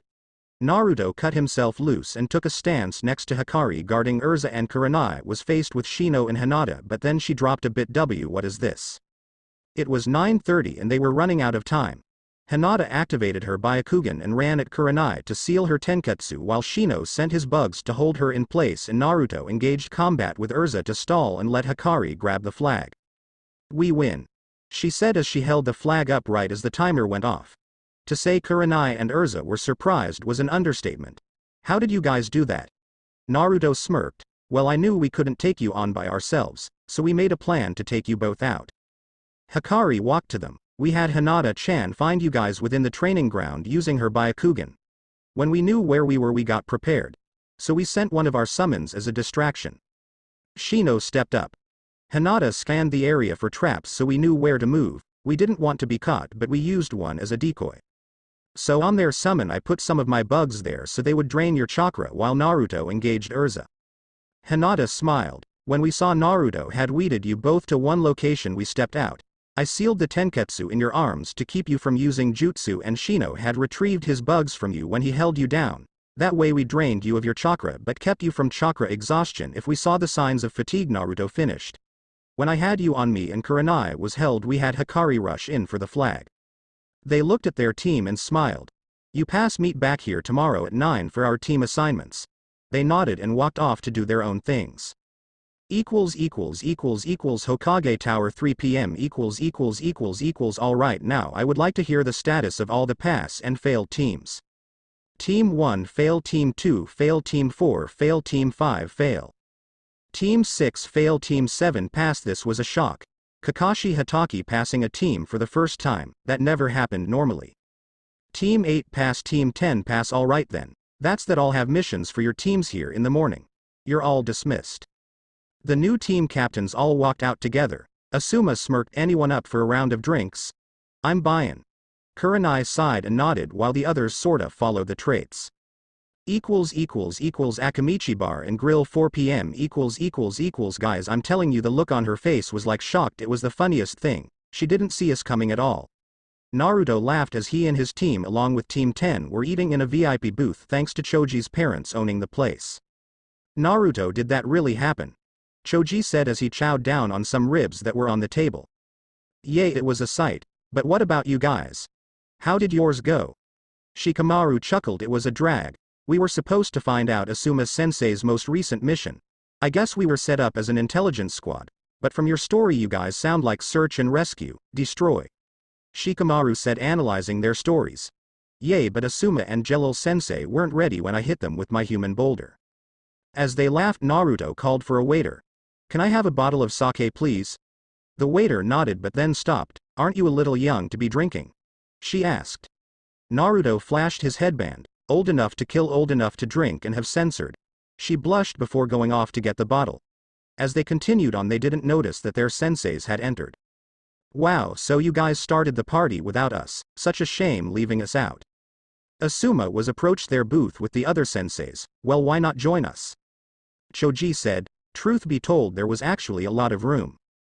Their booth was more just a VIP room with a slide door that they kept open for air.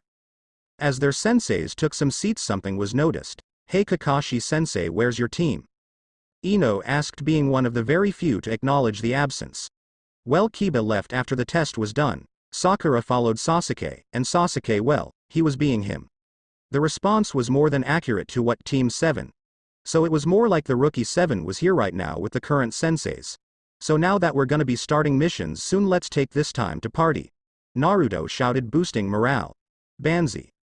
== 6 p.m. Konoha streets == as their party came to an end and they went their own ways, our favorite gang started walking back to their hotel.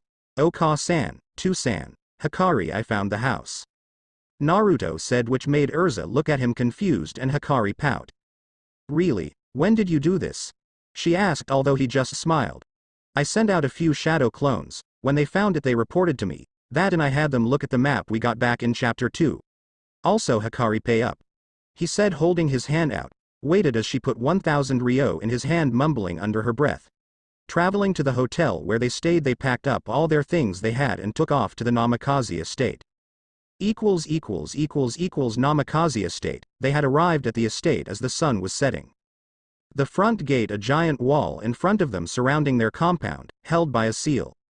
To open the seal, present the heir to the Flash and the Red Death. Stunned of such a seal, Hikari had examined the seal. Naruto, it's a blood seal, I think it needs your blood. She had said, looking at him, raising curiosity from the others. Son of the Flash, and your mother was called the Red Death for a reason. He looked at her questioningly. You knew my mom? He asked, not realizing who he was talking to. Naruto, I was sealed inside your mom before you, and now that I remember it, we actually spent a lot time together. He hugged her and bit his thumb to smear blood on the gate. It opened and a Flash appeared. Standing in front of them was the one and only Konoha's yellow Flash and previous Hokage, the fourth Hokage, Minato Namikaze. Hello there. If you're watching this, then that means unfortunately I have passed on. It also means that you're my son Naruto. I had anticipated this moment ever since your mother had been coming closer to her pregnancy. I was supposed to hold the seal that kept the Kyuubi at bay, but this means I didn't. I had a shadow clone come here to place this seal to keep others out. Naruto, either you found out about me yourself or you became a Chunin. In these events, Sarutobi, or the current Hokage, is supposed to give you everything about me and your mother. In the house you will find my study. It has notes, diaries, everything for your success. How you will find it is a mystery. I have not much chakra into this seal. My departure is coming soon, my son. I am sorry for this. I have one more message hidden in a scroll somewhere in the village where I know you'll find it, but only if you look. My son, I pass on to you my knowledge. Use it in your journey. I love you. End transmission. The image faded out and Naruto was in shock and landed on his knees. Face full of tears, holding him was Erza and Hikari, and Jelil was on one knee and picked his son's head up. Naruto, don't worry, we'll find the note. He hugged him tight. Naruto, you're strong. Your mother and I love you a lot. Just know that you will always have us with you. As they got up, they walked in the house to sleep for the night. Red Fox in position. Ice Queen in position. Scarlet Fairy in position. Pale Flower in position. Target is 15 meters away. Scorpion in position. Fishcake in position. Damn it, Hikari. You lost the bet, love. Flower, what's the position of the target? Target is closing in 10 meters. Queen. In the middle of a forest clearing, a small black cat with a ribbon on its ear was attracted to a fish sitting right on the ground. It started to partake and said meal, enjoying the small random fish, but couldn't shake that something was fishy. A.N. Kill me later. Target is on sight. Now. Team 8 jumped surrounding the cat, jumping in the air to avoid capture. It was caught off guard when Naruto came out from the tree and tackled it. He held the cat in his arms before backing his face up to avoid getting his face sliced in two. This is the cat, all right. Red ribbon on its ear and tries to rip your face off. Naruto said, annoyed by its attempt at trying to scratch him. Kurenai sighed. All right, then let's go back to the Hokage and report a success. The Hokage Tower. Hokage's office. Oh, thank goodness you returned my beloved Tora to me. Tora, never run off again. Mommy was worried about you, said the fire daimyo's wife, who was currently squeezing the cat. Suffer, was the thought of a certain blonde ninja. The Hokage looked down at his mission scrolls while Iruka was there collecting the returns. Now your next available missions are supply delivery, taking care of ninja dogs with the Inuzuka clan. There, Naruto slammed his fist down. Enough with the D ranks, Grandpa Hokage. Give us something real. Naruto, these missions are things best suited for your level. as genin until you meet the requirements. You can't take any C ranks yet. Iruka said, irritated at the genin. Well then, when will we get one? We've trained hard in the past month. Naruto then had a glaring match with Iruka until the silence was broken. Give it to them. They stared at the Hokage with confusion. What, ehh? Give them a C rank mission. Only if their senseis allow it. He said, looking at Kurenai and Urza, and they nodded. Alright then, you have an escort mission to the Land of Waves. The bridge builder Tizuna wants you to bring him back to the Land of Waves and wants you to guard him on the bridge. A man stumbled in who appeared to be partly drunk and looked at them. This is my team? They look like they couldn't get out of a wet paper bag. And who's the blondie with the grin on his face? Are you sure he's a ninja? Konoha West Gate 1 hour later. No, for the 10th time. You cannot beat up the bridge builder. This is not what our mission is. We need to help him finish his bridge. Naruto, Urza said as she walked beside him with Hikari to the West Gate. The trio had to go back to their estate to gear up. It turns out that Jelil also had a C rank mission to go on, so they all left on their own time. Naruto, wearing his signature 9 trench coat with a backpack, a few scrolls and his sword he got from Hikari. Hikari was dressed in a full red and black Anbu outfit with another sword on her back and carried a few scrolls with her. Now they were headed to the West Gate where they would meet up with the other members of Team 8 and their client Tizuna. Kurenai smiled and looked at her team. Alright everyone, our mission to the wave begins now. I'll take lead. Naruto and Hinata, you two in the front. Shino and Hikari take sides. Urza will be with me, she said as they headed out. This was their first C rank mission, and now all the gloves had to come off. It's their first time truly outside of the village and they needed to be careful. They needed to be alert. They needed to be. You should ask Hinata out. Naruto, apparently shipping each other to pass the time as they traveled at civilian pace. Meanwhile Naruto almost tripped and fell. What, Hikari, what are you talking about? Hey, you know just as well as I do that she likes you. Does she really? I mean, yay, she's cute, but isn't she out of my league? Hey, I'm just saying. If word gets out that you are related to the fourth, they'll put you under the CRA and you and I both know what will happen then. Naruto then shivered. He knew it way too well. Fangirls. Well, when we stop for a break, ask her out. Alright? Got it. Close to Wave Country border. We'll be coming up soon to the border of Wave. There should be a boat we can cross in. Tizuna said as they continued down their path. They eventually passed a puddle, but that was something that tipped Kurenai off. It hasn't rained in days though. How could there shit? She turned around to see two mist nin with slashes on their headbands coming full speed at Tizuna. They had two metal gauntlets with a chain. Immobilize and eliminate. Protect the builder. Naruto and Hinata stepped in front of the builder and Hikari rushed at the two, unsheathing her sword going after their chain, but once she thought she has it pinned, she was wrong, it detached. However, they had to split and into their plan B. They went to flank them on the sides of their formation. Die. Hinata activated her Byakugan and took the gentle fist stance. 8 trigrams 64 palm guard. He was caught in her trap. With speed she drew up her protective barrier and the Chunin had all his tenketsu sealed and the man was blown back and was knocked back into a tree, effectively knocking him out. Shino set out a wave of bugs to surround the other one as a screen and Naruto came from above and kicked him in the face. This single chakra-powered kick knocked him out. Kurenai opened her bingo book in shock as the two were tied up. Tizuna, those were the demon brothers. They're 2B rank Chunin Nukenin. Tell me now, why were they after you? Your mission report said that we would only have bandits. He was taken back under the KI that was sent his way. Look, I can explain. My village we used to be happy and wonderful town, but then a man by the name of Gado came in and drained us dry. He closed all of our ports and monopolized on our town. We have no food, no money. So I started to building a bridge, that way his shipping service won't be needed, but I knew this was directly defying him and would no doubt put a price out for my head. So I said lied to lower the cost of the mission. She sighed. I'm afraid we'll have to turn back. This is now considered an A-rank mission. Sensei, wait. You saw how we handled the trouble with the demon brothers. Right now we can take them with us to learn what we can. After that we can send them to the Hokage. Naruto said confidently, hoping he could convince her. Naruto, this mission is out of our league now. We just took on 2 Chunin and 1. Is it really out of our league? Urza was about to add but couldn't fight with that logic. Kurenai sighed. He did have a point there. If it was that hard they wouldn't do what they just did. Also things like this happen as a ninja, so they might just have to get used to it. Who thinks we should continue the mission? The rest of Team 8 raised their hands. Alright, Tizuna, you have a place we can stay in, Wave, right? He nodded at my house. It's not too far after we cross. Let's wake these two up, see what we can get from them and continue. 2 hours later, after taking a break to eat and waking up Gozu and Maizu the demon brothers, they found out that Gado hired quite a lot of people. He also has a compound off from the wave but close enough to travel fast.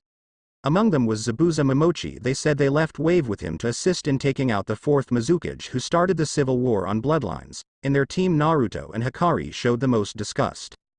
Urza looked at Naruto, who was showing signs of deep thought before he nodded off to Hikari. Here it came, Naruto's special ability. Alright then, here, give me a minute. He opened up a scroll and wrote into it, before closing it back up and walking towards them, whispering, "Don't let go of this scroll or I can't promise anything, treat it like your life." They nodded and looked at him. Summoning jutsu, a fox the side of a small horse with 3 tails appeared in front of them, shocking everyone save Hikari and Urza. "Naruto-sama, how may I help you?"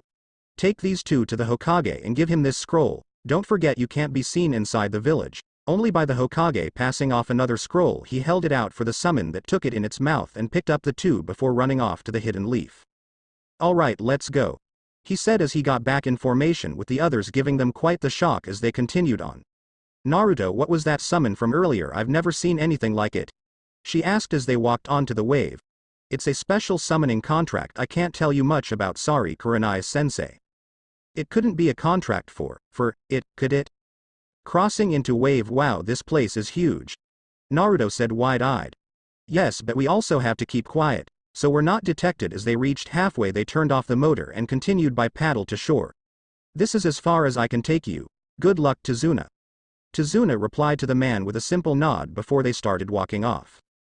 As they continued off into the wave country, they walked for about a mile before anything really happened, which was Naruto throwing a kunai at a bush to find a bunny. "Naruto, calm down, we need to keep an eye on the builder," Urza said, scolding her son as she went to grab the bunny. "Wait a minute."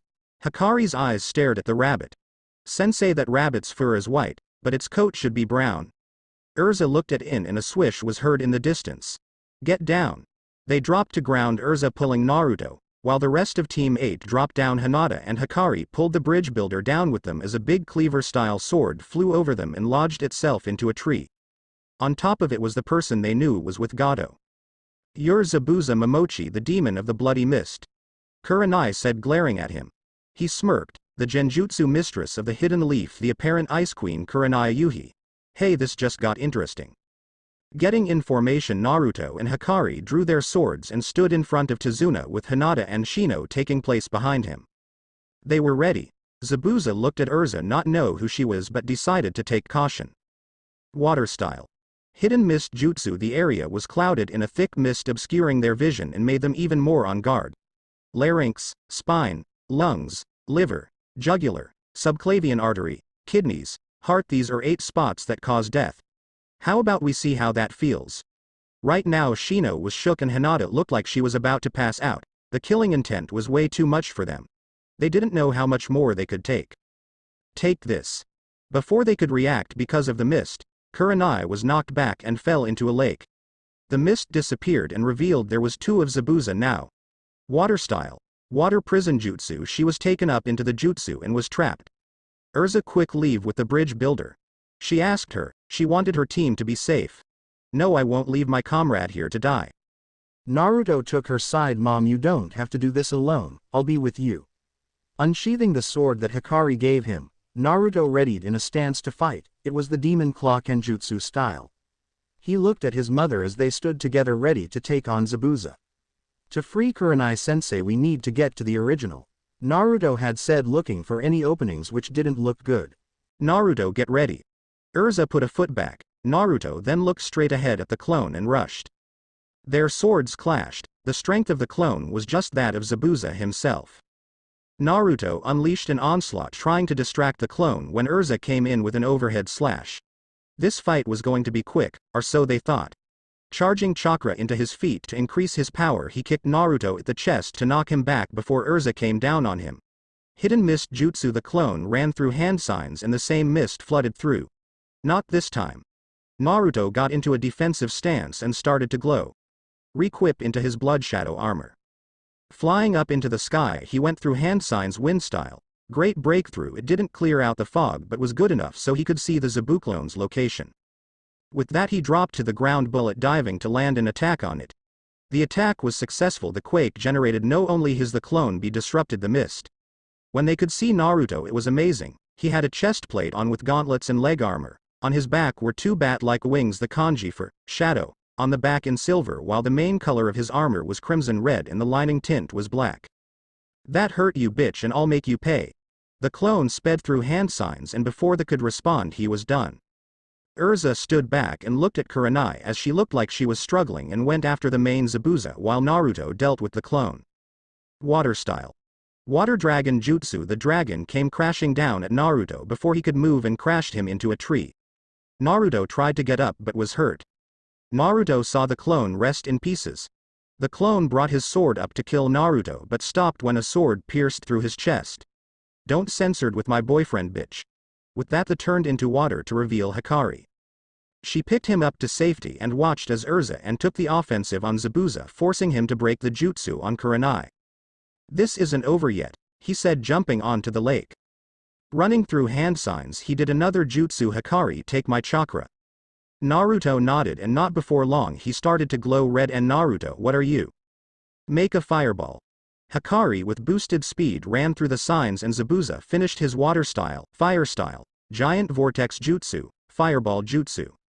The two techniques clashed creating a mist, but as elements are, fire loses to water, the blow they suffered wasn't bad. Team 8 was soaked and Urza broke the fall of Kurenai but was able to get up. Zabuza got back on land and sped after Urza and Naruto's eyes widened. Pierce a white light blazed from Naruto's sword and made hit with Zabuza. Already feeling a drain from giving Hikari chakra and taking a water dragon to the face, Naruto did no more than force him back, blasting him a few feet. Urza walked over to Zabuza getting ready for a killing blow when he was struck in the neck with 3 senbon. He appeared to be down. I'm sorry for the trouble, I've been hunting him down for a while. A masked ninja with a rain headband came down. Hikari went over to Urza to see his body. Who are you? Hikari asked, knowing that mask seemed familiar. A ninja from Kirigakure no Sado looking for Zabuza Momochi. You have helped me find him. Thank you for your service.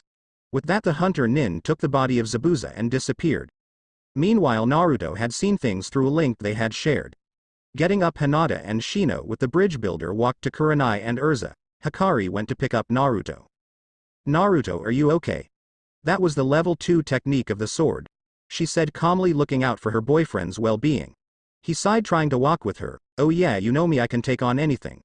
I'm gonna be the next Hokage, ya know. The joke was light but didn't end on a happy note as he passed out from exhaustion. Naruto. No response. Naruto woke up with his head banging like he ran into Choji. As he looked around he noticed he was in a bedroom with Hikari and Hinata at his sides. Oh hey you two. Where are we? He asked, looking around only remembering the fight with Zabuza. Hikari smiled. We're at Tizuna's house. After the battle he took us to his house to rest. Also the summon came back with news. Hikari said, then handed a scroll off to him. Opening it he read what it said. Dear Naruto, your request has been met and the bounty is inside of the seal at the bottom of this page. Also as stated in your report I have sent your backup team as requested. Hiruzen. At the bottom proved to be a storage seal. At the bottom of the scroll was a small pouch with 15,000 ryo from the bounty of the Demon Brothers. Naruto smiled and looked at Hikari. Thanks for this, Hika-chan. He smiled at her and she kissed him. Naruto, there's also something else that you need to address, Hinata. He looked over to his other side where he had actually realized Hinata had sat. She blushed, looked at him. Naruto. I love you, Naruto-kun. Putting his hand on her face he smiled sweetly. I know. And with that they shared a kiss. It would be said this was the start of a non-shy Hinata Hyuga. So can I know how this really happened? Naruto asked them as they both blushed. Well, you see. Flashback The team continued switching formation as Naruto was knocked out and Urza and Kurenai were both sore from the fight.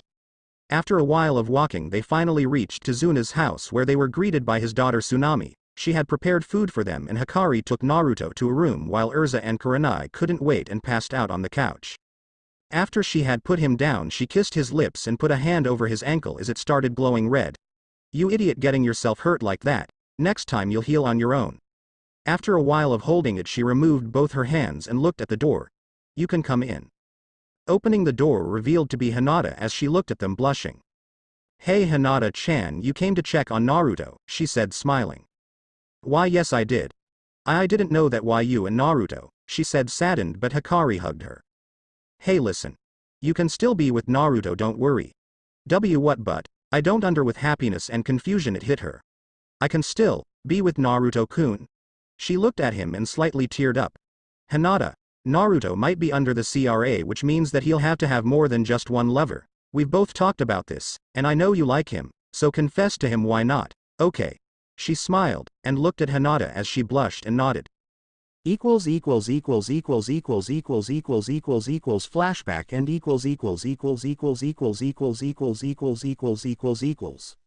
And that's pretty much what happened.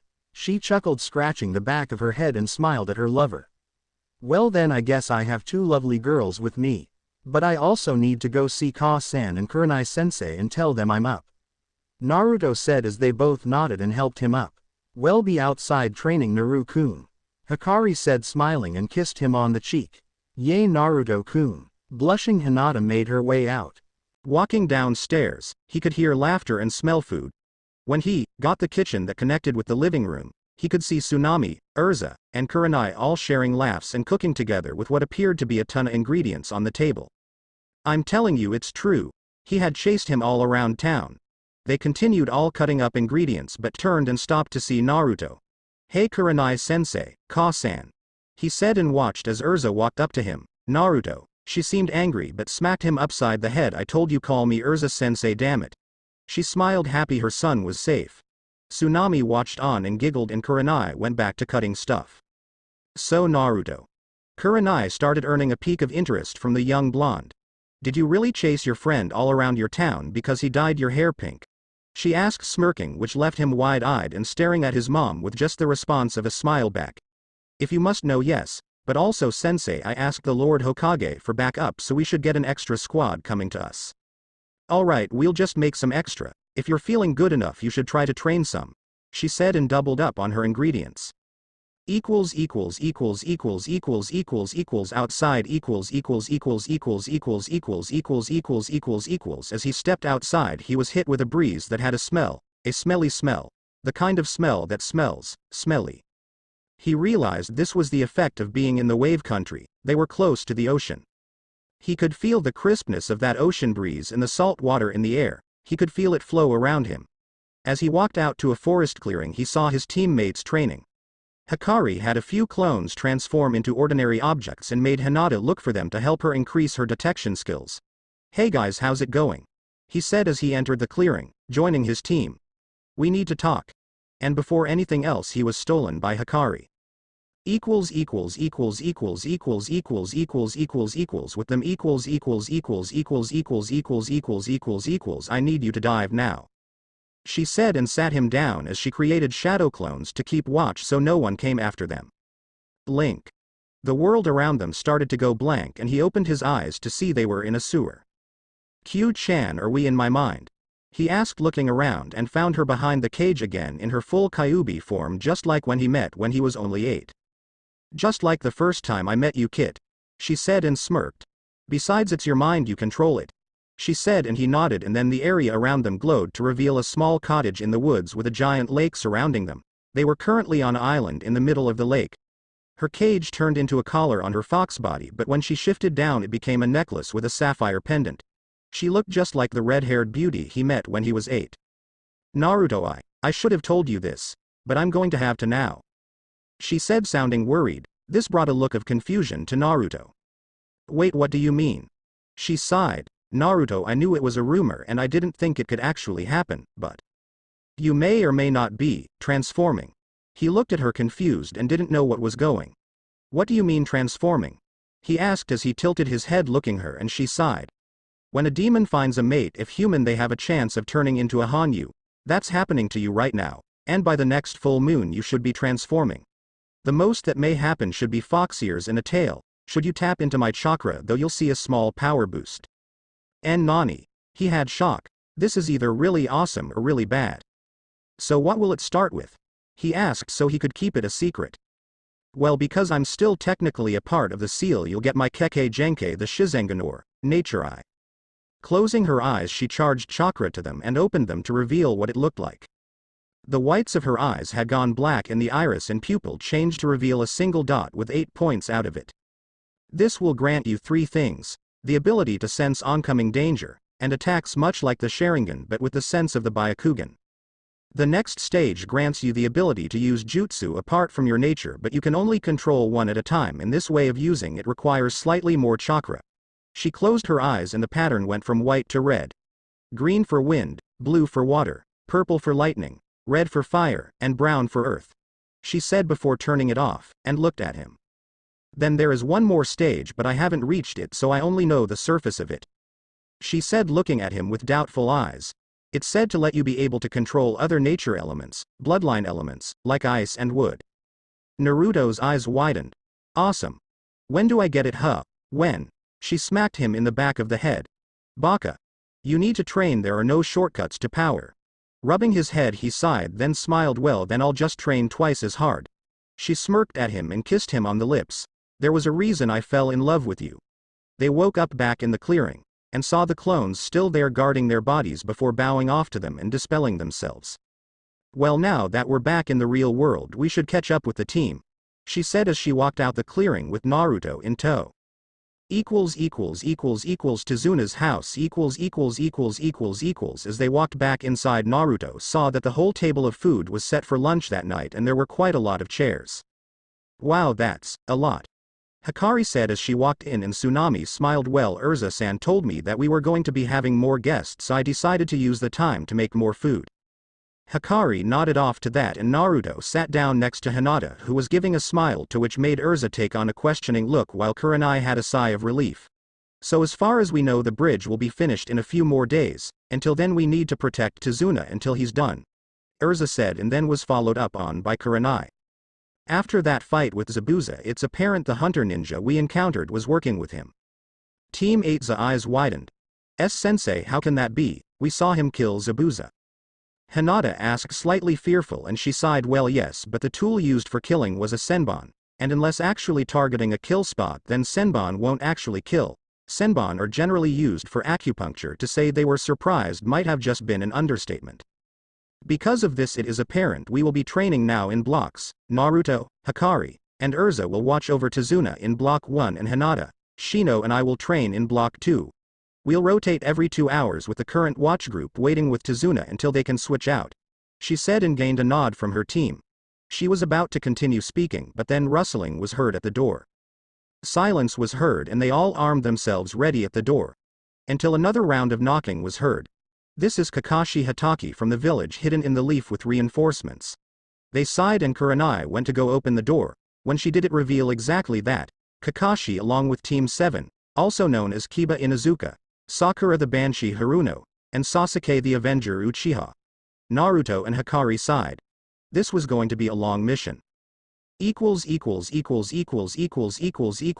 Lunchtime Currently Naruto, Hikari, and Hinata were sitting in their own little group and invited Shino to join them. However, that wasn't enough to help them get through this catastrophe of lunch. Currently Kiba and Sasuke tried to one-up another until Kakashi-sensei put an end to the whole thing. In the midst of it, Kurenai and Urza were with Kakashi, briefing him in the current situation and talking about other things. Back to our favorite team in the midst of their lunch they draw to Naruto. Hinata said, smiling, and kissed her lover on the cheek, smiling. He sighed, drawing 2 and passing his turn. Uno, they were playing Uno. You guys need to chill with these draw card, you know, he said with a hand of 10. But it's fun, ah. Hikari said playfully and opt a blue 6. Well, we could stop Naruto-san, but then you might win. Draw 4 Hinata-san, the color is red, and this is the part where I say Uno. Shino said, making Hinata pout as she drew 4 cards and drawing attention from Team 7. What are idiots doing? We should be training, Sakura had said with an inside voice. No, we need to be relaxing, this is lunch now, leave us alone, Naruto said and dropped a wild card. Yellow, Hikari, she sighed and put down a 3, passing off to Shino, ignoring Sakura. I win, he said as he played his last card, making everyone sigh. Sakura, we held our own against 2 Chunin, and in a rank nuke nin we can take care of our own. Hikari had said, going back to her food. Oh please, I bet your senseis did all the work. If Sasuke-kun was there, he would have done the right thing and gotten rid of them in an instant. She said, praising Sasuke like always. Yay, totally. Continuing to eat, Naruto didn't pay attention to Sasuke and Kiba coming over. Hey Dobi. What was that thing you did back in the academy? Sasuke asked, but more like demanded to know. It was an ability that only me, Hikari, and my parents know. Don't ask, we won't teach you. While this was technically a lie, but it was also the truth. They were the only ones in this world who knew how to use magic. Whatever. Sasuke walked away off to brood, and with him flocked Sakura. Kiba, however, had tried to make a move on Hinata but was shut down before anything could start. Damn Team 7, he said, and then went back to eating, but was stopped when a voice was heard. Why? A little boy was seen with a scowl on his face. Why, what kid? Was Kiba's response, taking initiative. Why do you try fighting Gado? He's just going to kill you all in the end. Inari. Shouted Tsunami at her son, who stood there. See this kid? Naruto said, pointing to his headband. This means we're ninja from the Hidden Leaf Village. We'll just help out here and then go home. He said, which just enraged the child. You act like it's going to be easy just because you come from a high village living your high lives. What do you know about struggle? You ninja have great lives, and never have to worry. Little did he know that would not be good to say to Naruto Uzumaki. I don't know about struggle. Yeah, totally. Naruto said, and the temperature dropped. Hikari tried to stop him from continuing, but she was too late. Naruto had began moving toward Inari. You know something, kid? You're right, I don't know anything about struggle. I wish I did. So you're right, I don't know what it's like to struggle. You have a family, a house, clothes, food, and a bed. If that's what it's like struggle, then sign me up. I found out when I was 4 the red light district was the safest place to be. I was given cardboard boxes to sleep in, food not nearly as expired as other dumpsters in the village. I was able to wash my only pair of clothes because I was given used blankets to keep warm while I did, and I wasn't attacked as much by mobs and more. The attacks still happened, but at least they didn't get too bad. Naruto's ki had spiked, and he had the whole room shook. I don't know how it is to struggle, and you're right. But I wish I did, because struggling must be so much better than my life. Walking past him, he headed out the door. I'm off to train. Closing the door behind him. Leaving the whole room shocked, Inari was shook. Was that really his life? Urza-sensei, you're his mom. Is that stuff all true? Hinata asked, scared and afraid for him. She sighed. Unfortunately, yes, it is. When I had adopted Naruto, I had just saved him from being attacked by a mob. He was only 5 at the time. She said with a few tears in her eyes. The rest of them had shocked expressions save for Hikari, Kakashi, and Sasuke. While the others showed shock and surprise, Hikari and Kakashi had known of this. Kakashi being the Anbu detail on Naruto before, and Hikari, well, she took it harder knowing she was the reason for his torment. Urza-sensei, why would anyone do this? Hinata said in tears of what she had heard. I can answer that. Kakashi said, sighing. Naruto took a burden that only he may tell us when he's ready and well. That's as much as I'm legally allowed to say. This left many questions for them as what could be the reason of this. Even to them it was wonder. Ka-san, I'm going after Naruto. Hikari said, looking at Urza, and nodded. Unbeknownst to the others, their ear pupils were slit like a fox. Forest clearing laying in a now new forest clearing was Naruto, who was passed out after using most of his rage. He found himself exhausted and now sleeping in the forest clearing. Inside his mindscape, however, he was currently continuing his training and noticed Hikari had joined him. What are you doing here? He asked, confused as to how she joined him inside the seal. However, his answer was a slap to the face with an explosive tag. Son of a bitch, right after it exploded and he was rocketed into the lake of his mindscape. That's what you get. She shouted from the shore as he flew back in via the blood shadow armor. Alright, I'm sorry, okay. He sighed and looked at her. Her eyes had become red with her pupils being split. You leaked a lot of chakra and now I have to filter it. But anyways, where are you? Ka-san wants me to bring you back to Tazuna's. Where are you? She asked, worried for his well-being. I'll be honest, I forgot. I just remember destroying a lot of trees and then passing out. He said, rubbing the back of his head sheepishly. Baka, just get back here, okay? She said, frustrated. All right. As he began to fade to her and his world started watering down. What's going on? He asked her as he didn't understand what was happening. Someone from the outside is waking you up. As his world disappeared from around him, he woke up in the forest clearing. Hey, you shouldn't sleep here, you'll catch a cold. When he opened his eyes, he saw a girl with long black hair in front of him. Wow, she's pretty. Oh yay, sorry. Thanks for waking me. He said, sitting up. I'm Naruto, Naruto Uzumaki. He said, smiling at her. Nice to meet you, Naruto-san. I'm Haku. May I ask what you were doing out here? She asked, tilting her head to the side. Oh, just training, blowing off some frustration. He said, trying not to blush. Her eyes widened. He did all of this alone. I better alert Zabuza-sama. Wow, you must be really strong. He chuckled. I'm not that strong. He answered modestly. He was telling the truth mostly. Naruto then stopped and came to a question. Hey, I have a question, miss. Why are you out here all alone? He asked, and she looked down. Well, you see, I have a friend who's hurting and I'm picking some herbs to make medicine. She said, showing him the few plants she had picked up from the area. Ah, okay, do you mind if I help? He said, smiling, and she blushed. Oh wow, he's actually kinda see. No. Father would kill me. Why, yeah, sure. She said, and continued to pick some more plants. So Haku, who is your friend you're picking herbs for? He asked as he picked some more plants. Well, my father recently got hurt while working, and so I'm making him some tea and other medicines to help him get better. He stopped picking plants fast and slowed down to listen. Oh, that must be frightening. He said, watching her, feeling something was suspicious. We'll need mushrooms now, and yes, it is. I was shocked when he got home. She said, and got up with Naruto to walk to another area that had what they were looking for. For Haku, this was a mistake. While getting up, her dress shifted and Naruto could see a ninja pouch on her side. That's the same one as the hunter ninja that took Zabuza. They continued to pick the need plants until Naruto broke the silence. Haku, what does your father do? He said, throwing her for a loop. Oh, he does construction but fell while working. She said sadly. Naruto didn't buy it. Oh, are you guys a part of a village? He asked and watched as she shook her head. I've heard of the conditions of the hidden mist. You and Zabuza should come with us back to the leaf. She tensed and jumped back into a fighting stance. I'll never betray Zabuza, she said, pulling out her senbon prepared to strike. Naruto did nothing but put his hands up, surrendering.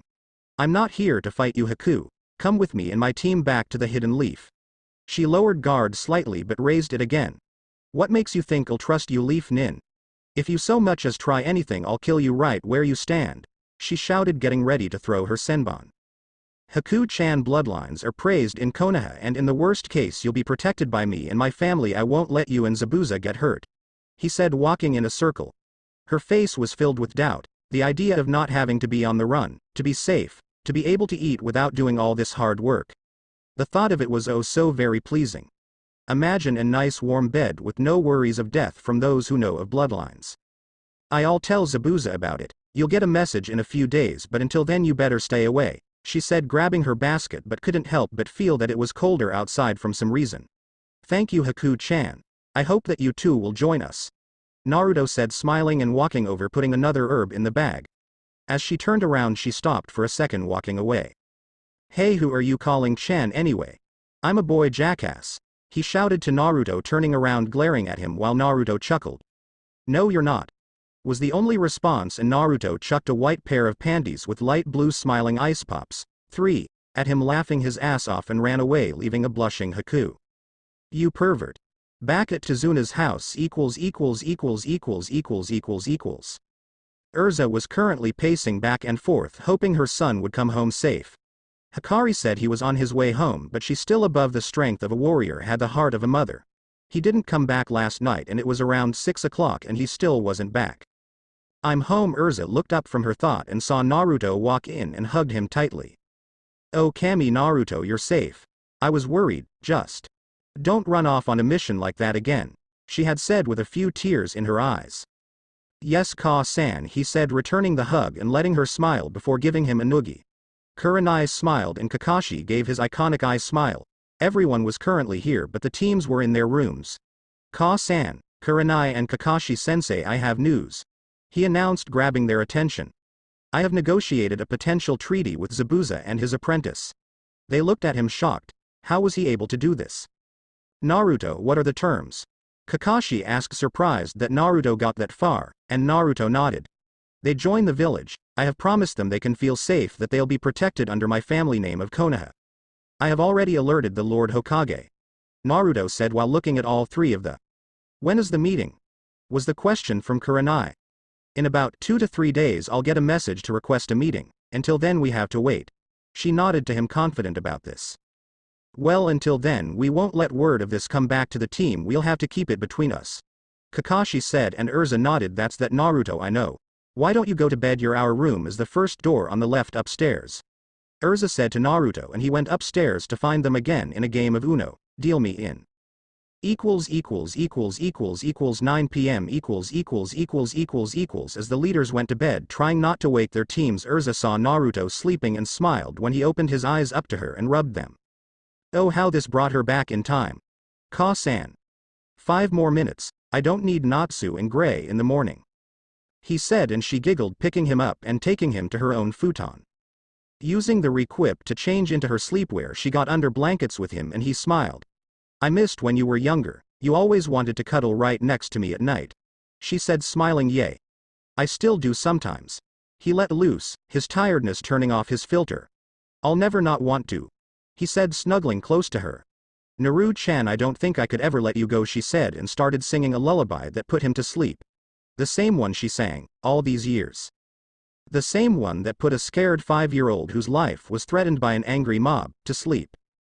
She kissed his forehead softly like winter snow, but on summer grass. A gentle placement like this made him shiver and get closer. It's been a while since they have spent time like this, mother and son as one. Naruto was held in the embrace of his mother, and they both slept the best they had ever slept. Months they were together. Next day. Urza woke up yawning and saw her sleeping little blonde bundle of joy and recalled last night's events. She smiled and noticed he had his thumb in his mouth and used all of her strength not to squeal. Taking this chance, she grabbed a camera requip and snapped a picture, but then noticed 2 little fox ears on his head. She promptly died from acute poisoning. Get it? Acute poisoning. She smiled and took one more picture of him and then realized his fox ears. Looking around, she saw they were alone. Naruto, wake up. Wake up, she said, and he awoke, jolting. It was Natsu. He shouted and blinked. Huh. What is it? He said, wagging his tail like it was nothing. Urza watched in surprise. What? He took a minute to realize what was going on and noticed the tail waving behind him and jumped in shock. Speeding through hand signs, he summoned a small blue fox. Hiya, Naruto. What can I do for you? The small kid asked. Kaori, get Hikari here as fast as possible, go, he said, and the small fox poofed out. Training with teams 7 and 8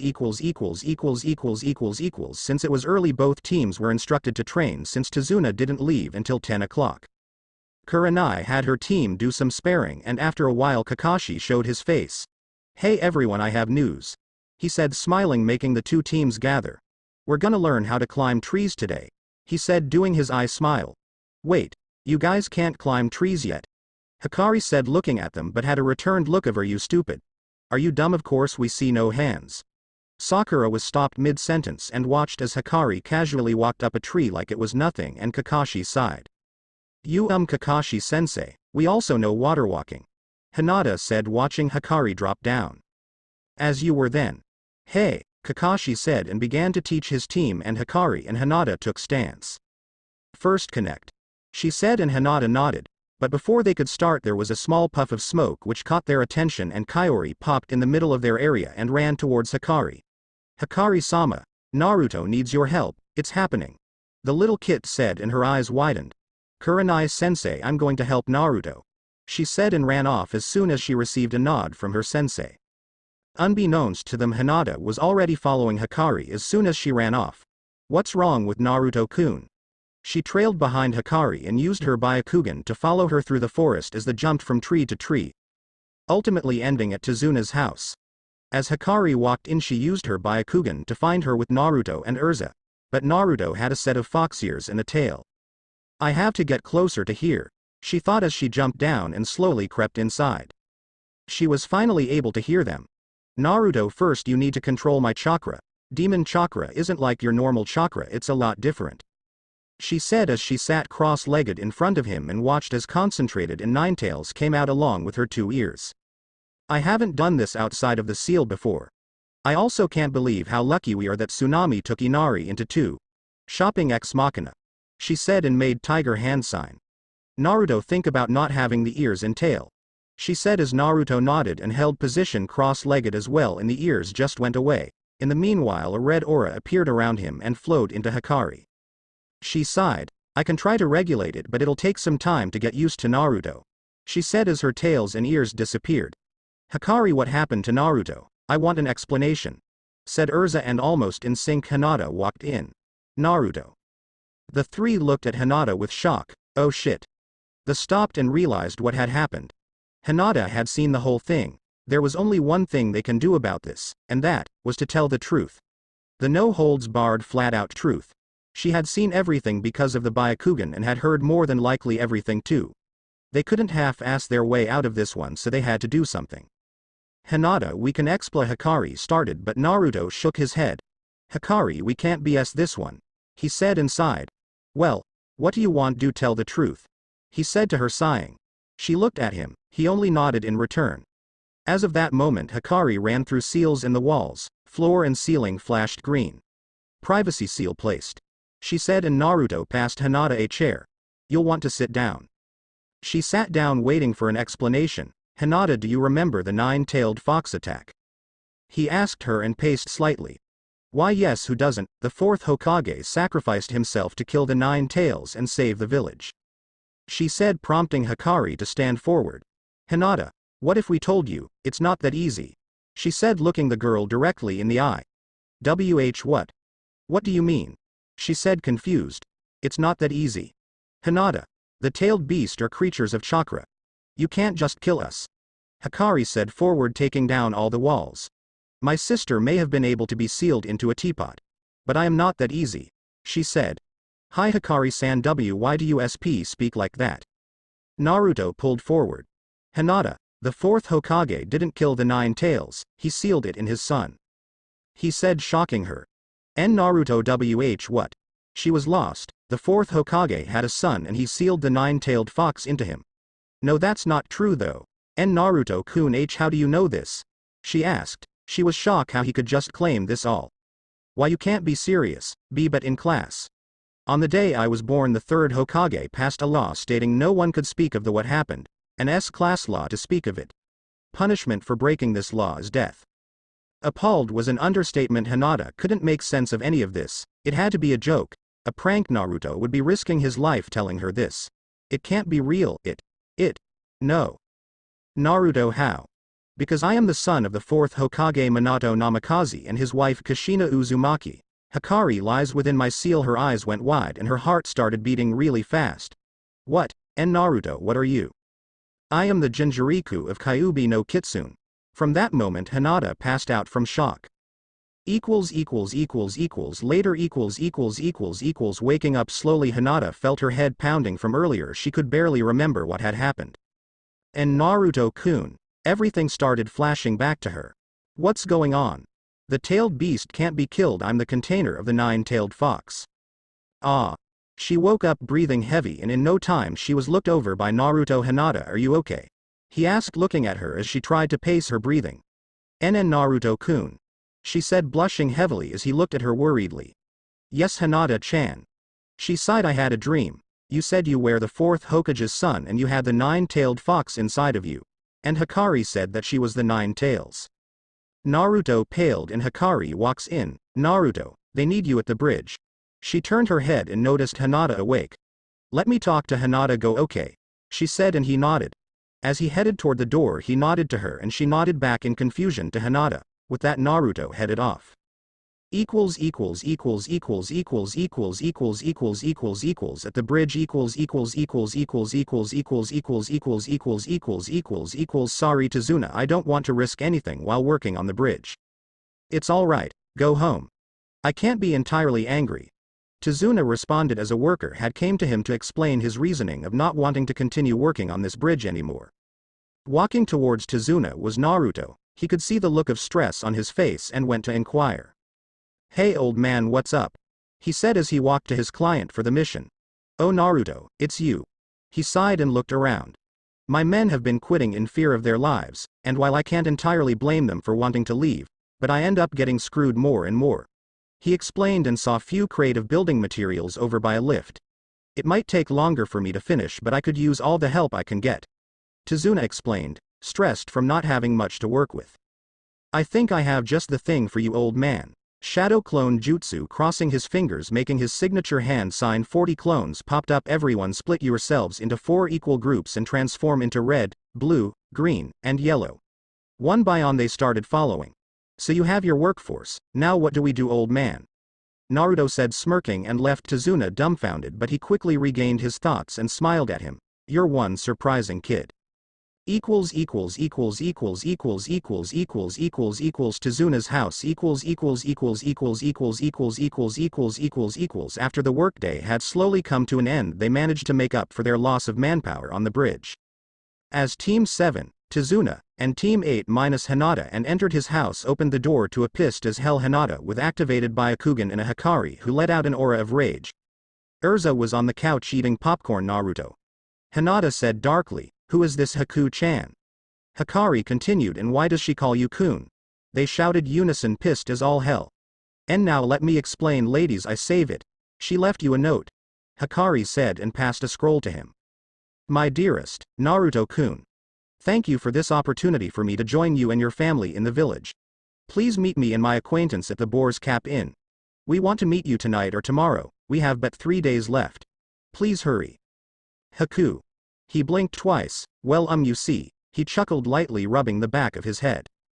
However, in the midst of this, Kurenai joined Urza on the couch sharing the popcorn. "It's not what you think," he said, brushing it off, and Hinata glared. "My dearest, Naruto-kun." With a comma after dearest, she shouted and glared at him. He sighed and looked at them. "Fine." He looked started at Hikari, then her eyes widened following. He whispered in Hinata's ear and they nodded. "You're not off the hook, Uzumaki," Hikari said, glaring. Naruto sighed as they walked outside, yet he wasn't ready when he heard a tree fall. "Well then, Kurenai-sensei, Ka-san, Kakashi-sensei. It seems it's the message we were waiting for," he said, and their eyes widened. Later, Urza said and the others nodded. "Kakashi-sensei, what message is it?" Sakura asked, but Kakashi waved her off. A message for the Jonin," he said, and she face faulted. "Then why does Naruto get to know about it?" She said, breaking the eardrums of most. "Because it directly concerns him and it follows a request directly from the Hokage," Urza said, standing up. "I'll see you outside, Kurenai," Urza said, and dismissed her them as she headed outside. Kakashi did the same in trade and let his squad relax for the night. "Now then, to business shall we?" He walked outside and joined Urza, followed by Kurenai and Naruto. Yet with them was someone peeking in on them, listening. After Naruto got outside, he put his hand on the ground and engulfed the group in a magic circle. Ring of silence. Another magic circle appeared overhead but disappeared right after. However, to them they could still see both. "We can only hear each other while inside the ring. Once you step out, you can't step in," he said, and Kakashi and Kurenai nodded. Haku said, "We only have 3 days left. I'm assuming on the last day Gato is coming to wave. Since we know where they are, I suggest Ka-san comes in after I meet with Haku. Kurenai-sensei could use a genjutsu for a screen and Kakashi support," Naruto said in a serious tone, getting confirmation from them. "Naruto, how do we know this isn't a trap?" Kunai asked, and Naruto looked at her. "I don't know, but if it is, then a genjutsu could get us out quick," he said, and she nodded. "Let's gear up and move out in 30 minutes. Kakashi said, and they nodded. One by one they walked in and got ready, fueling themselves. However, their watcher couldn't get anything off of them and sighed right before they fell to the ground, knocked out. The current team of 4 currently at a clearing outside the Boar's Cap Inn. Kurenai and Kakashi sat in position while Naruto and Urza got down to the gates and walked in. Sitting at a bar, they saw Haku and the demon swordsman of the Bloody Mist. She got up and greeted them ahead of Zabuza. "Welcome. Thank you for coming, Naruto-san. I see you brought your captain with you," she said, and Urza nodded. "We came to accept the terms to your truce," Urza had said, and Naruto nodded. This left Haku with a frustrated sigh. As I would like to do that right now, we may have to take a few minutes before going to do this as someone had one shot too many. Bam! With that they all turned around to see Zabuza fall out his chair to a woman with blonde hair being followed out with a woman holding a pig. You're drunk again too, San. She sighed, walking to him with annoyance. I shouldn't help you, but unfortunately I must. Pulling out a senbon, she dipped it in an orange liquid and shot 3 into his chest. He slowly sobered up but ended up passing out as a result. The blinked and watched as she walked over. It drains toxins from his body almost like an antidote. I just hit him where the alcohol would affect him the most and used these to drain it from his body. The only drawback is a very big hangover after. She said, removing the senbon from his chest. So what now? Urza questioned Haku and she sighed. We wait. 20 minutes, 1 hangover and 3 remedies later. I hate the antidote, damn it. Zabuza was currently clutching his head with an ice pack as the hangover from drinking was coming about. It hurt like a bitch, but at least he was sober. So I guess it's business time, huh? Well, I want to know the full offer with catch. He demanded as he sat next to Haku, who kept straight face. Well, Naruto started and leaned back. The Hokage says he wants you to swear allegiance to Konoha. He also says you'll be taken out of the bingo book for joining Konoha. You will also end on probation. But that's all I know. However, he did say you won't be persecuted for Kiri. Zabuza thought about it and leaned forward. Why should I trust you? For all I know, it could be a trap. He said with a glare, making Urza tense. Naruto stiffened up a bit but didn't falter. Because I'll put you under the protection of my family name. It's as good as immunity when it comes to your case, no brows. He retorted with a comeback that made Haku burst in laughter before being silenced by a quick glance from Zabuza, although it was still funny to her and she let out a chuckle. So no brows, huh? How about I show your brows, my foot, blondie? He shouted, getting rowdy. Fight me, beer breath. Naruto retorted, getting up. Until their fight was broken with a third voice. No fighting now, order or get out. Was the shout of a waitress.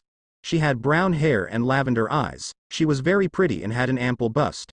I'm Liana, I'll be your waitress for tonight. She said and smiled while passing menus around. And they looked through the menu. They looked at the menu, Naruto eyeing most of it. What's the full party express tray? He asked as the others flipped through pages. Oh, why, it's just a little bit of everything. It has our best appetizers. You get dumplings, egg rolls, shrimp, spare ribs, 4 small bowls of rice and ramen, boneless spare ribs. We also have vegetarian options as well. It cost 1,000 ryo. She said in a cheerful tone. Naruto thought about it and looked at the others and thought of it. If we split it 4 ways, would that seem fair? They all nodded and proceeded to pull out money. As they put their money together, 1,000 was paid for drinks and their food. Then they went back to negotiations. Listen, brat, if you're really offering me protection from the bingo book, then I guess I can't fight that, and well, I want the best for Haku. We have 2 days before the assault. If anything happens, take care of her. He said, making Haku blush but also slightly fearful. Urza looked at him and nodded. Zabuza-san, my son, and I promise to take care of Haku no matter what. Her expression stayed firm, but she looked at Urza with hope in her eyes. But what we need to discuss is Gato's plan for the bridge. Urza said, looking at Zabuza. Well, what we know is talk, but knowing Gato, it's more than likely true. He's hiring another noob nin like myself and plans to kill me and Haku after we finish the job. Also, he plans to bring his bandit army if things fall through in case we fail at the bridge. As far as rumors go around the base, sightings of Nakari Hisaka and Masaki Hisaka, the Hell Duo, were reported. Haku had taken shock as she didn't know this. She looked over at him startled. When were you going to tell me this? She shouted at him and he sighed. Naruto started flipping through his bingo book and found their entries. Nakari Hisaka, age 29, censored, M village, hidden sand. Criminal rank. Elemental affinities, wind and water. Missions completed. A rank, 45B rank, 30C rank, 65D rank, 102. Wanted for stealing from the house of Kazekage, destruction of a village in land of grass. Deaths of ninja from sand, stone, and mist. Robberies of over 500k. Destruction to hidden sand Hokage Tower. Bounties and orders grass. Flee on sight sand. Kill on sight 1 million dead. Stone. Kill on sight 700k dead or alive. Other information. As usually always cited Masaki Hisaka. Do not approach together as they are a deadly together and harder to kill. Masaki Hisaka, age 30, censored, F village, hidden leaf. Criminal rank. A elemental affinities. Fire missions completed. S rank. 1A rank. 50B rank. 21C rank. 45D rank. 55. Wanted for stealing and learning from the scroll of sealing, attacked and attempted stealing from the 4th Hokage, destroying a village in the land of fire and grass. Bounties and orders leaf. Flee on sight, 600k dead 800k alive. Grass. Flee on sight stone. Flee or kill on sight 1 million dead. Other information. As usually seen with Nakari Hisaka very skilled in seduction, espionage, and infiltration. If seen with Nakari Hisaka do not engage. Naruto was shook but tried to keep it together. Shit, she has an S rank, those are only given select Jonin in the Anbu Black Ops. This just got a lot harder than I thought. Zabuza, we need to get our attack plan together, if we don't we're more than screwed. He said and sighed. I think I have an idea. They turned to the entrance to see Kakashi and Kurenai walk in nonchalantly. Zabuza got up in shock. Sharingan no Kakashi, the copy ninja. What the hell are you doing here? Kakashi shot his famous eye smile. Well, in case things went south we had backup. He sighed and sat down. At this point he might as well take their offer. Maybe he could take on the woman and brat with Haku. But now it's a 4 versus 2 and with who he's fighting the odds don't seem good. They sat down at the both and put a bingo book on the table. Urza stopped for a second. Her face. I've seen it somewhere. We separate them. They took on confusion. If their best fighting is when they're together, then we separate them from each other. Haku and Naruto, you two will fight with Hikari and Sasuke. Kiba, Sakura, Shino, and Hinata will protect the builder. Zabuza, Kurenai, Urza, and I will fight Nakari Hisaka. Your 4 will fight Masami. They looked at him and nodded. Allery. Double doors busted open and the waitress came out with a card and tons of food, putting plates and platters on the table. She smiled. Enjoy. Itadakimasu. One giant meal later they were all groggy, had food, drinks, and fatigue. So good. Haku moaned in delight before falling asleep. Alright, we'll come with you. But you better have us, we'll be at the bridge tomorrow. He said and sighed from exhaustion, starting to enter his food coma. I've got you. Jay, just don't. Ata, thump, and promptly Naruto passed out, joining Haku in the realm of the sleeping. In 2 days at high noon we're supposed to fight. I expect to see the Hisaka Hell duo there. They nodded and Urza picked up Naruto, standing up. We'll be ready. She started to walk away and helped Kurenai stand and smacked Kakashi awake. I'm only doing this once, Kakashi, I'm tired as hell. She groaned with a slight headache and concentrated her magical energy to her feet. Teleport. To Zuna's living room. We can't torture him, we need him for info. And why should I listen to you? Because our senseis left me in charge. This was the current situation of Hikari, who was fighting Team 7 for what to do with a hostage. At that moment they were answered with a magic circle on the floor, creating a white sphere. As it started to fade it showed their senseis and Naruto, who was now awake. Sorry that took so long, we got lost. Urza said, scratching the back of her head. You used a teleport spell. Naruto said, looking at her and shaking his head. We have a hostage, he tried breaking in and going after Inari and Tsunami. Hikari said and showed them the tied-up bandit. Kakashi looked on and removed the man's mouth gag. He must work for Gato. Staring at him directly in the eyes he glared. What do you know of Gato recruiting Nakari and Masaki Hisaka? The man didn't budge but just grunted. I won't tell you shit, was his response, and Hikari smiled. Oh really? Sensei permission to interrogate, he said, smiling, and Urza nodded. Hold on Hikari, maybe I can. Kurenai started but Urza stopped her. Trust me, just watch. She took him to a room and closed the door behind her. A few moments later she brought him out and he was knocked out. She sighed. They were there, he was supposed to guard their room and Gato sent him out to get Inari and Tsunami as insurance. He also plans to betray them with a bandit army. She said and looked at them. When is this supposed to happen? Urza asked, hoping not much would change. 2 days, high noon the first to attack. Sometime after they'll come here. They sighed and started to head to their rooms. Hikari sent him to somewhere random in the woods. She nodded and summoned a fox to take him away. They all started to go to sleep, but unknown to them they had forces unknown to them at work. Gato's base location unknown. A woman with auburn red hair was currently looking at a photo, shedding tears as she held onto it. A man with brown hair sat next to her. You miss him? He asked and she nodded. One day, don't worry. He said and kissed her cheek. Hey, you two, there's a change of plans. A short stub of a man with a pointy nose, a cane, and black glasses came in. This man was Gato of Gato's shipping company. What is it, Gato? The man from before asked, annoyed by the interruption. We need to move everything a day ahead, so go to the bridge tomorrow. They nodded and he left. The woman looked at the picture and sighed. One day. The next day, currently teams 7 and 8 along with Tazuna were heading to the bridge. On their way in the forest they met Haku and Zabuza. While the leaders and Naruto were ready, their teams were and got ready to fight. Hold on, we're with you. Zabuza said, and Hikari glared. You tried to kill Naruto and our senseis, what about me? Tazuna said but was dismissed. He is with us. Kakashi said and stepped in the middle. The other night we made an arrangement with approval by the Hokage. They set down their weapons but were ready to fight. They continued heading to the bridge, but as they got there they noticed Ash. A worked was on the ground coughing and they ran to him. Fire, hell, he said and passed out. Their eyes widened to those who were aware. Sakura, Shino, Hinata, Kiba, protect the builder. Kakashi and Kurenai shouted and they got around, and Sasuke looked at his sensei with confusion. Naruto could see them walking from ahead, and as they walked closer. We'll be taking the bridge builder's life. A man's voice said, and it was then revealed. The Hisaka Hell duo. The woman looked at who was there and saw Urza. Titania, Urza, what are you doing here? She shouted, and Urza was taken back. No one except Naruto, Hikari, and Jelil knew her as Titania. Urza instantly knew one thing: this woman wasn't from this world. A woman with pink hair had finished her trip and walked through the kingdom. This is Fury, home of Fairy Tail. I hope my new life could start here. As she walked throughout the city she noticed something. What are you gonna do about it, Pinky?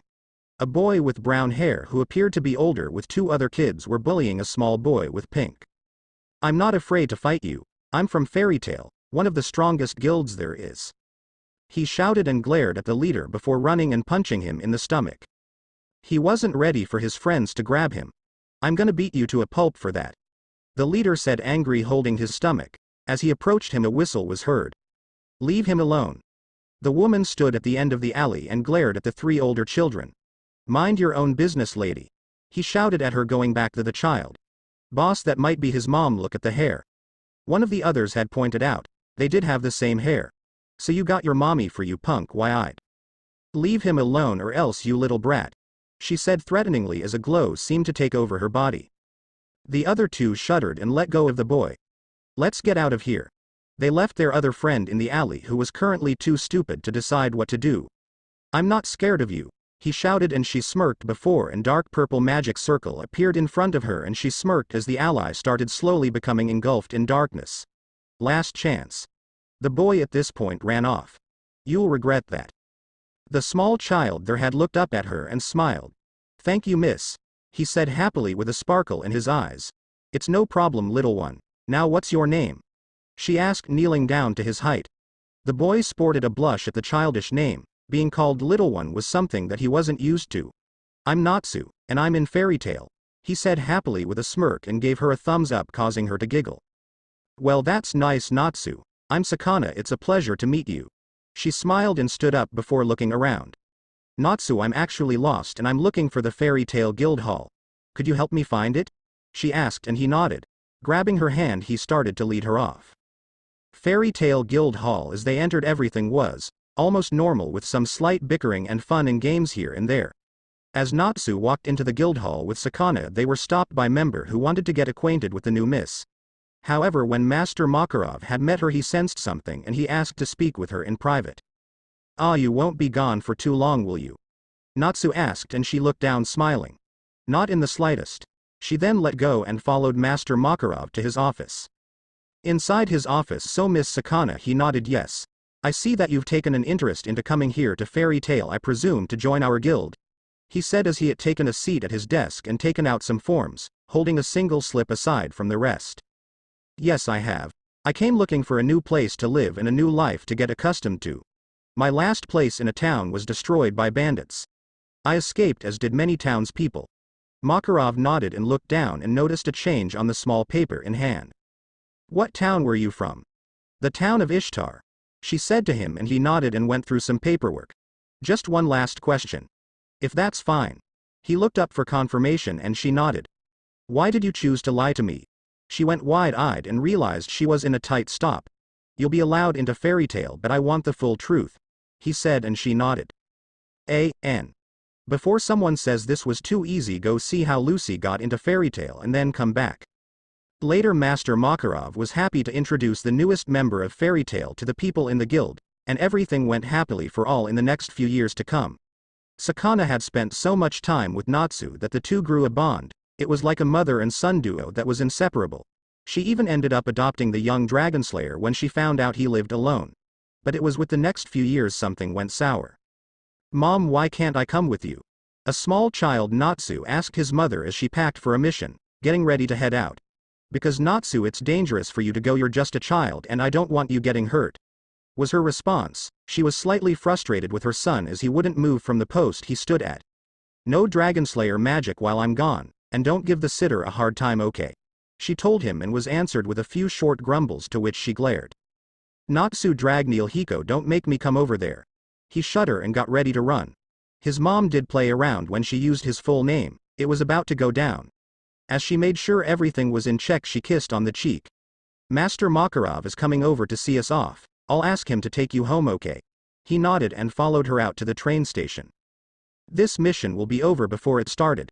They met with their client, two more mages and Master Makarov, who was waiting, and smiled at the sight of Natsu. Natsu, what a pleasant surprise. Come to see your mother off. He smiled as Natsu nodded. You'll be back soon, right? She kissed his head before hugging him tightly. Promise. As her team walked to train, there were shouts of a fire nearby. Everyone was forced to evacuate. Then a group of men in brown cloaks stepped forward. Give us the relic and we do not trouble to anyone here. As the leader stepped forward, the building behind him burst into flames from the inside. Master Makarov took guard in front of Sakana. What do you want with it? It'll be no use to you. That's not of a matter to you. Shadowmake. Piercing Land, the one speaking, slammed his hands on the ground and a line of dark purple magical circles appeared and the area was covered in dark purple shadows before erupting into spikes. As the spikes came out, they jumped back. Sakana jumped, grabbing Natsu, while the others also jumped to safety. They knew they had a problem, and everything was censored. Natsu, hide here, please stay safe. She went to the closest building that would be fast to reach and out of range of the fight and put him in a room. I love you, Natsu, she said as she then ran back to the fight. As she came back, everyone was in mid-battle. Even Master Makarov was giving support and they held their ground the best they could, but even though the fight was going in their favor, cheap tactics changed everything. The man who was the leader jumped back and another person came out holding Natsu. Give us the relic or we'll kill the child. They put a blade up to his throat and he fidgeted. Mommy. Natsu shouted from the captor's arms, and in that instance her eyes turned bright red and her voice faded and changes. You dare threaten my son? A red and gold magical circle appeared from under her as a circle of fire formed on the outside. The flames grew and grew and the lines of scales could be seen. Fire dragon. Upon hearing the cry, Natsu's eyes widened and Master Makarov looked on to see it himself. Judgment roar cannon. Taking in a deep breath and absorbing even some of the flames from the buildings, that blew out a giant white flame that engulfed Natsu and his captors. When it subsided, she looked at him. He was okay but scared. His captors, however, they were gone. His mother ran over to him holding him close. I'm so happy you're okay, Natsu, she said, and made sure he was okay before taking him away from the area. How did you use fire dragon magic? She paused as she walked back. She didn't realize she blanked out. Slowly Master Makarov walked over with his head bowed, and looked up. I guess we should explain, he said, but unbeknownst to them they couldn't. As Sakana kneeled down, one of the previously cloaked men who seemed to be on his deathbed came out of a nearby building. I'm taking you with me. They were caught off guard and Sakana rushed.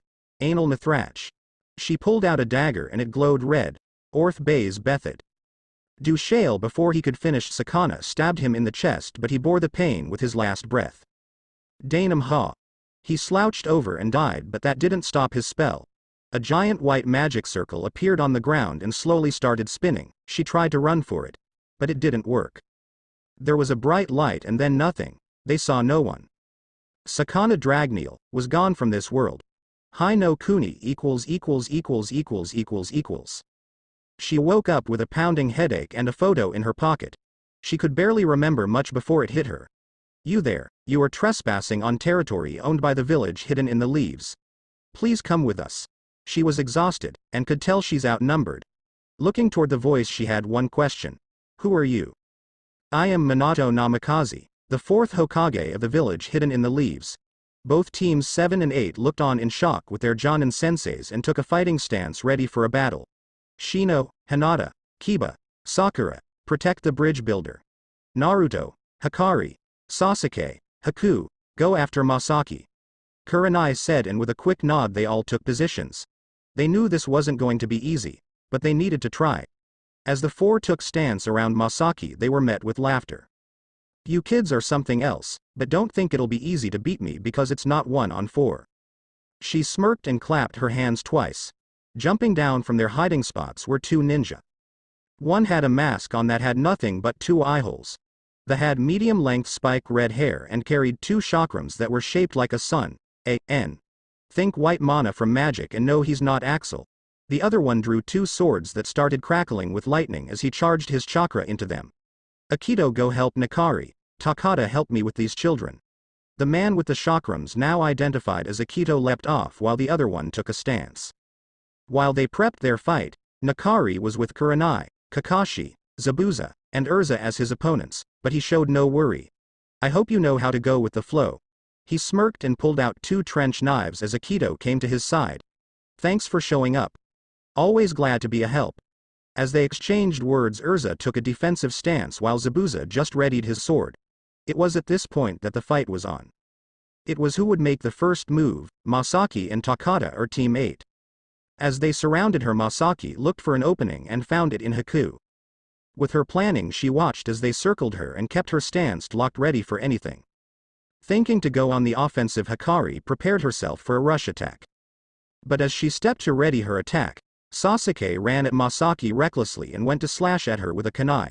She smirked before dodging his series of slashes with sidesteps and twirls. When the moment came, she parried him. Taking this moment when he was caught off guard, she kneed him in the stomach and kicked him away, adding chakra into the mix to propel herself toward Haku, who just barely dodged the attack by going through an ice mirror. In the mix, Naruto and Takada had locked blades. The 2 were in a still fight, but it was Takada who went with the first offensive strike. Jumping back, he charged chakra into the swords until the kanji for lightning on them started glowing. Naruto rushed at him and he charged back. Lightning style, thunder slash. 1. He slashed the air with his swords, creating an X-shaped dual slash of lightning. As he saw the blast coming at him, he tried to react in time but failed as he was hit with a hard shock. Naruto. Rushing through hand signs, Hikari finished and aimed her sights on the masked man. Fire style. Fox's hunting ground sparks came from the ground and formed a fox that roared, breathing fire, and charged at him. Takada slashed the oncoming fox in half, but what he wasn't ready to predict was the after effect of it exploding and knocking him back. Naruto was suddenly picked up and dragged through an ice mirror before given a quick medicine to help him, thanks Haku. He said to her and was given a nod before she ran off to continue fighting Masaki while they fought Takada. Ice style, crystal ice mirrors. A dome formed around Masaki and encased her with Haku inside. Meanwhile, the others taught Nikari would be hard, but along with the chakram user it was annoying. He used trench knife chakra blades to combat Kurenai and Kakashi.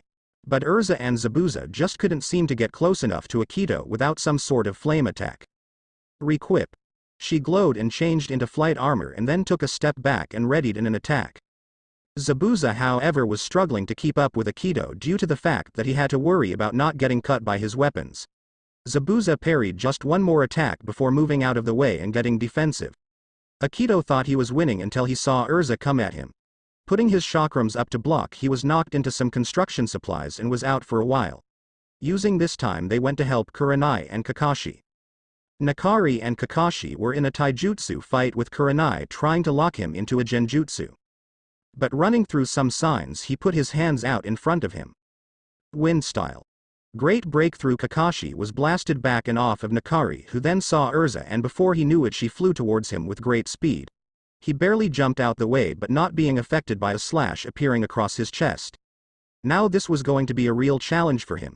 He looked over to Masaki, who was just encased in the ice dome. Your fight is with me. Urza called out to him, and they continued their bout. As Masaki looked around and saw Haku enter, ice style, 1,000 needles of death. Masaki prepped to block, but the Senbon were going so fast and cut her up. She couldn't entirely keep up, but she snapped as she was cut around her body. Haku readied herself to throw more Senbon, but Masaki had other plans. She clapped her hands together, she slammed them on the ground, and a red magic circle appeared around her. Ring of Burning Hell. 2. Haku almost escaped. Almost. Outside of the dome they couldn't see what was going on until an ice mirror appeared aside them, but Haku came flying out of it. And the ice dome burst into flames. She was injured and they watched as the dome exploded. I've had fun playing with you kids, but now it's over. She walked toward them, making a burn mark in the ground with every step. Takata got up as well and started charging chakra, but she stopped him. Stand down, she said, and he complied, not sure what was happening. Hinata was covering Tazuna when she saw Haku get injured and ran out to help her. Shino then covered her, sending some bugs to watch her. When she got to Haku, she began using some light medical jutsu so that she could move her somewhere safe. Masaki had a look of vengeance. Her clothes showed rips, and most of the needles were still in her, but the ice ones slowly melted. She didn't want them to win for a minute. She glared directly as Hikari and started to run at them. Sasuke watched as she came at them, did some hand signs. Fire style, fireball jutsu. Hikari followed the suit and Naruto crossed his arms together, forming a light blue magic circle. Wind Saya scatter. 3. Breaking the cross, it launched in a blast that powered the fire attacks. Idiots. As the giant fireballs came toward her, Hikari, Takata, and Akito watched as the flames engulfed her. Masaki, he cried out, thinking his screams fell on deaf ears, but he was wrong. The flames started to curve in and Masaki was absorbing the flames. Everyone was shocked at what she did, even Hikari, her own husband. I'm all fired up now. She had a wild grin on her face and cupped her hands in front of her mouth, creating a dark red magic circle. Fire Dragon. Urza snapped her concentration onto them. She finally knew. She knew who this was. Get out of there, she shouted, but was pursued by Hikari, but joined by Kakashi and Kurenai. However, Naruto and Hikari were shocked by her feature.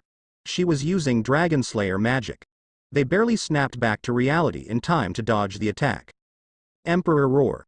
4. The blast came at them full power while Haku and Hinata were off to the side. Naruto and Hikari jumped out the way. Sasuke got singed. I won't let you get away, I'm an Uchiha. As the burst subsided, Sasuke ran at her with Sharingan activated. She smirked, but that didn't let Kakashi try to do something first. Sasuke, no, it's too dangerous, he shouted, but Sasuke didn't steer. He continued at her, and in front of each of her hands was a red magic circle. Fire Dragon Crushing Whip. 5. Flames ignited from her hands. She pulled them back and launched them at Sasuke. As he saw the movement, he dodged them but wasn't paying attention to the flames as they grew, and she whipped him again. He looked back and saw the flames come at him. Shit. Quickly he realized he could do one thing, and he substituted. As Hikari and Naruto were readying up, they stood in shock at what happened, and a scream was heard. Even the fight that had resumed over with Hikari and Akito had stopped. In Sasuke's place was Hinata, who currently appeared burned on her arm. She was knocked back onto the ground. Naruto's eyes widened before and he started glowing red, and Hikari started glowing as well. Naruto, don't, she shouted, but to no avail. He roared and rushed at her, his eyes slit like a fox and were red, and a wave hit everyone with a dark chakra. You want more? She screamed at him and readied another circle. Fire Dragon Roar. As the blast headed towards him, Naruto didn't turn away. Instead he threw a slash right through it. Full counter. As it came to him, he sent it back to her and she was hit and blasted back. Naruto was enraged and grabbed his face. His eyes were changing, just like Hikari said. Meanwhile, Kurenai and Kakashi were tasked with a recovered Akito, but this was going to be a quick fight. Kurenai trapped him in a genjutsu and Kakashi had ninja dogs chomp down on him. This is the end. Kakashi went through the one jutsu he was famed for, and the sparks were heard. Lightning Blade. With that, Akito now lied there dead. It was over for him. All that was left was Hikari and Takata. As they came up on them, Hikari noticed and sprinted to a taijutsu match with Kakashi. Kurenai wasn't sure if she could match Takata, but just then as he drew his swords, Urza stood in front of her. Get the bridge builder, I have this one. There they stood off, Takada and Urza. The only thought was who would make the first move. However, they could all feel Naruto's chakra spike. The two worried the most were Kakashi and Urza. Kakashi, it's Naruto, she said, being able to feel the aura from here. They knew they had to end their fights quick. Back with Naruto and his battle, Hikari watched on as he went toe-to-toe Masaki. However, as they went on, Hikari started feeling a bit of pain. Naruto, you're losing control of my chakra. She tried to warn him through the mental link, but it was barely working. She watched as they went off. Naruto was taking quite a beating but was come back with just as much fire dragon iron fist. Masaki shouted with a rush attack as she came at Naruto with a burst of speed. He was barely able to hold it together, crossing his arms to defend, but was still knocked by its explosive power. Stomping his foot on the ground, a magic circle appeared under his feet and at his arms. Hurricane Slam. 6. He shot forward in Masaki and she did the same using fire magic. With every action there is an equal and opposite reaction. Meanwhile, the fights with Hikari and Takada were drawing stale. Both parties were struggling in each fight. I'm ending this fight now, requip. Urza transformed into her Lightning Empress armor and charged her spear. Takada just looked at her and smirked. I'll be glad to end this fight with you dead, he said, and rushed at her, a single sword in hand, and did some signs with the other. Lightning style. Volt Surge. 7. His offhand charged up and he ran to clash with Urza and put his hand on her, sending the electrical current to her body. But to his surprise, she wasn't phased at all. What the? She smirked, her armor absorbing most of the damage, keeping her safe. His confusion was enough time for her and she landed jab to his throat and kicked him in the stomach. Aiming the lance at his chest, she had her target. Lightning Beam, being unable to react to Kot, was hit at the heart and he fell. Meanwhile, the match between Kakashi and Hikari was way too drawn out. Kakashi was keeping up with Hikari while Hikari tried to speed up. They weren't sure how long they could continue, and Kakashi noticed Zabuza was prepping something. As they went on, a mist slowly engulfed the two and they were lost. The hidden mist jutsu, huh? Hikari closed his eyes and stood still. Slowly he could hear it. Tap, tap, tap. Rolling to his right, he dodged Zabuza's sword and unleashed another wind style. Great breakthrough. Zabuza was knocked back and the mist cleared. Hikari and Kakashi were across from each other, and in the middle of them was Zabuza's sword. Kakashi pulled a kunai and ran for the sword. Hikari also ran, hoping to reach it first. He did, but what he didn't account for was Kakashi going the other way and hitting him with an explosive tag. Son of a bitch. As it blew, he was knocked away and saw another explosion. The one with Naruto and Hikari. Their punches clashed and explosion resulted in the mix of the two. Smoke filled the air and surrounded them. No one could tell what happened. It was apparent, however, that the two were severely beat up but still standing. Naruto's clothes were torn and tattered while Masaki's were burned and singed. Why you leaf think you're so good, you have everything. I lost it all, my family, my son. But trying to return to them was seen as a crime. She screamed out in rage. She looked around and saw Hikari injured from the explosive tag. She didn't want to lose her husband. I don't have time for you. She ran through the hand signs in tears.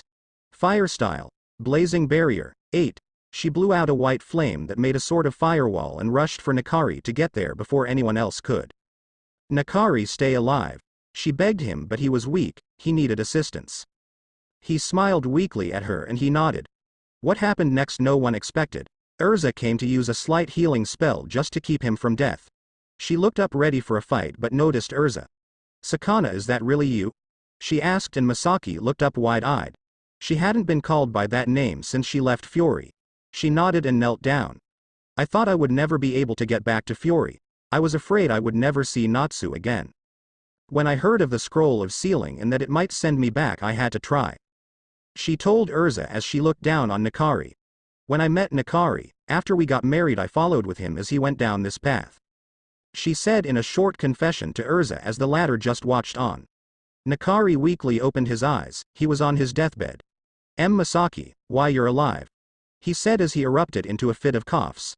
She saw a pretty deep gash on his side along with scorch marks on his body.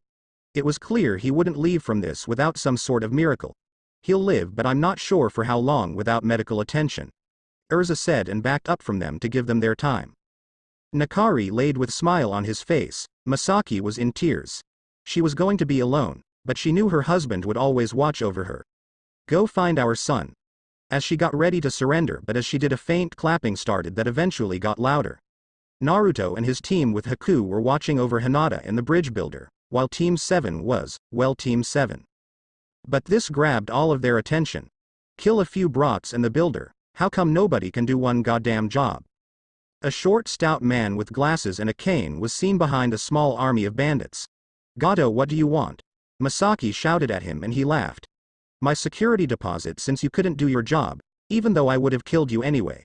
But all that changes now, so I'll be taking the head of the bridge builder. Also save the women, I could use some enjoyment in my free time, he said, standing triumphantly behind his army. This would be Gato's last mistake he made in his life, because what he didn't expect was to be facing an already pissed off Naruto along with Hikari. If Urza and Zabuza were hell, then Naruto and Hikari were the deepest circle. You did not just say that.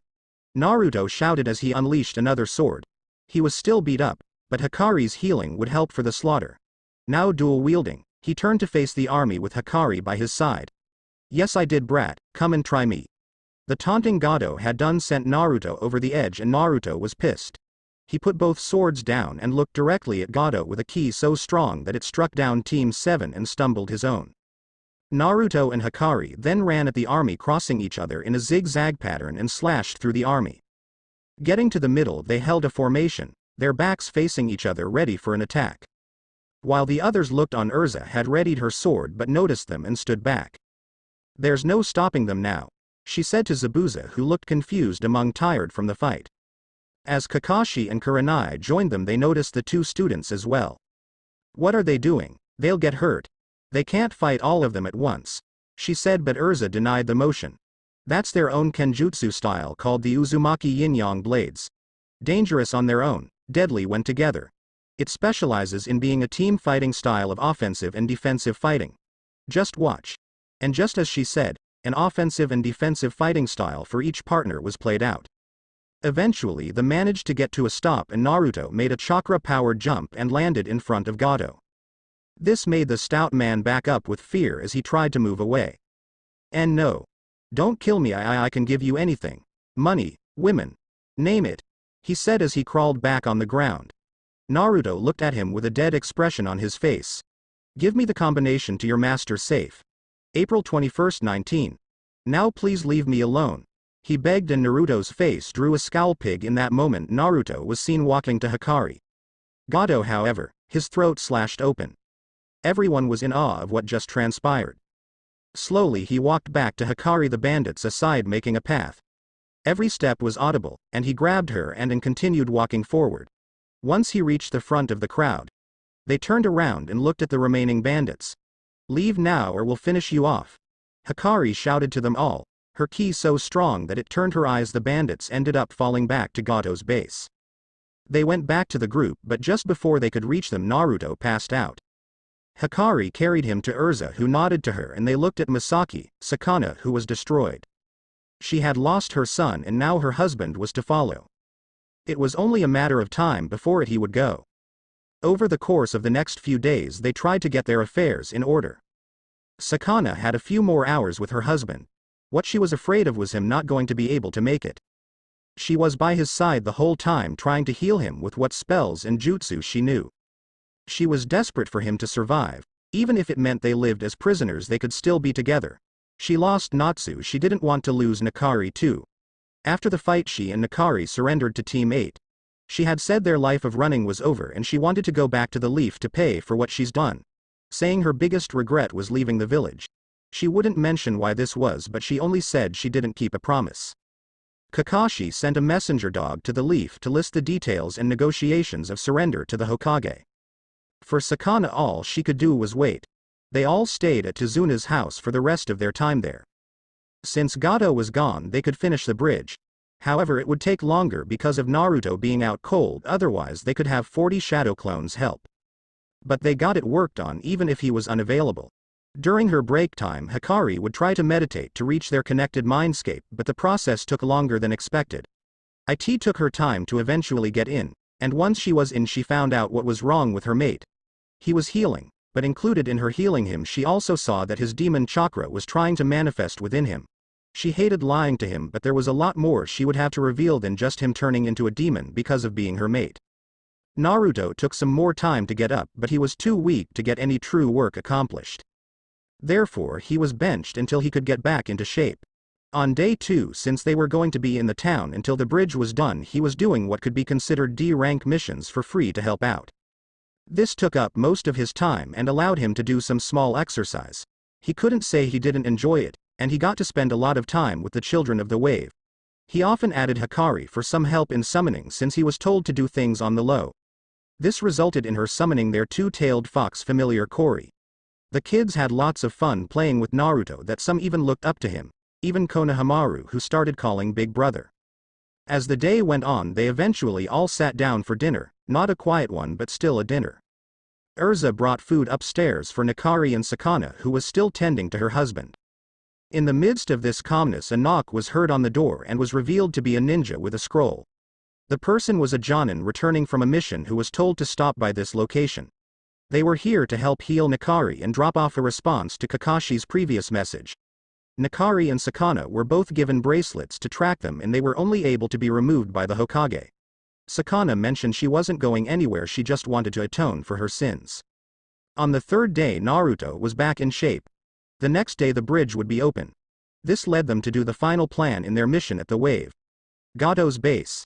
They had a map thanks to Haku, and they had the code to the treasure vault. All they needed was to attack. That was what they realized they would have to do. Gato's base 2200 They saw everyone packing up everything to move. But what they couldn't understand was why.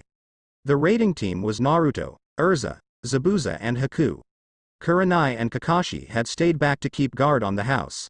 Positioned at the front was Naruto and Haku, and in the back was Urza and Zabuza. Using the radios they hid in the tree line waiting for the signal. EZ to NH, we launch in 10, mask up, Urza said to them as they waited. They all put on masks to keep the enemy from seeing their faces. Naruto and Haku looked up and saw a flare in the sky. That was their cue. They jumped down from the tree line and knocked out the guard right before rushing. Naruto took his sword and started to slash away at bandits who came at him. Haku started throwing senbon, hitting vital organs for the kill. She eventually got enough space to make some ice mirrors and flash through them. In the back of the camp, Urza and Zabuza were slicing through enemies left and right. Urza switched armors constantly, from using her black wing armor to fly over them and then come down with a flurry of attacks planning ahead. Zabuza took a more berserker approach and cut through everyone around him. The carnage was endless. Naruto and Haku made it into the building first, and when they got inside and started heading for the vault, they found women who were captured. They both knew that Gato was shipping a lot more than just normal things. This, however, enraged Naruto, and he almost lost control of himself. Haku hugged him out of spontaneity and told him to calm down. When he realized what was going on, this brought him back down a bit. They ended up freeing all the prisoners and told them to hide until they came back. They met with Urza and Zabuza at the rendezvous point and then made their way to the treasure room. After Naruto used the code he had picked up from Gato, they looted the entire area. Money, deeds, you name it, they took everything. On their way down, they helped the captives escape and took them back to the land of waves and to their families. Noon the next day. They distributed the money throughout the town and were getting ready to leave for their home. This forced them to leave everyone they met. While Tazuna talked to the leaders, Naruto and Hikari were surrounded by the kids who were sad to see them go. As they said their farewells, Naruto felt a tug on his pants leg. He looked behind him to see Inari pulling on him. "Are you really leaving, Aniki?" he asked with tears in his eyes.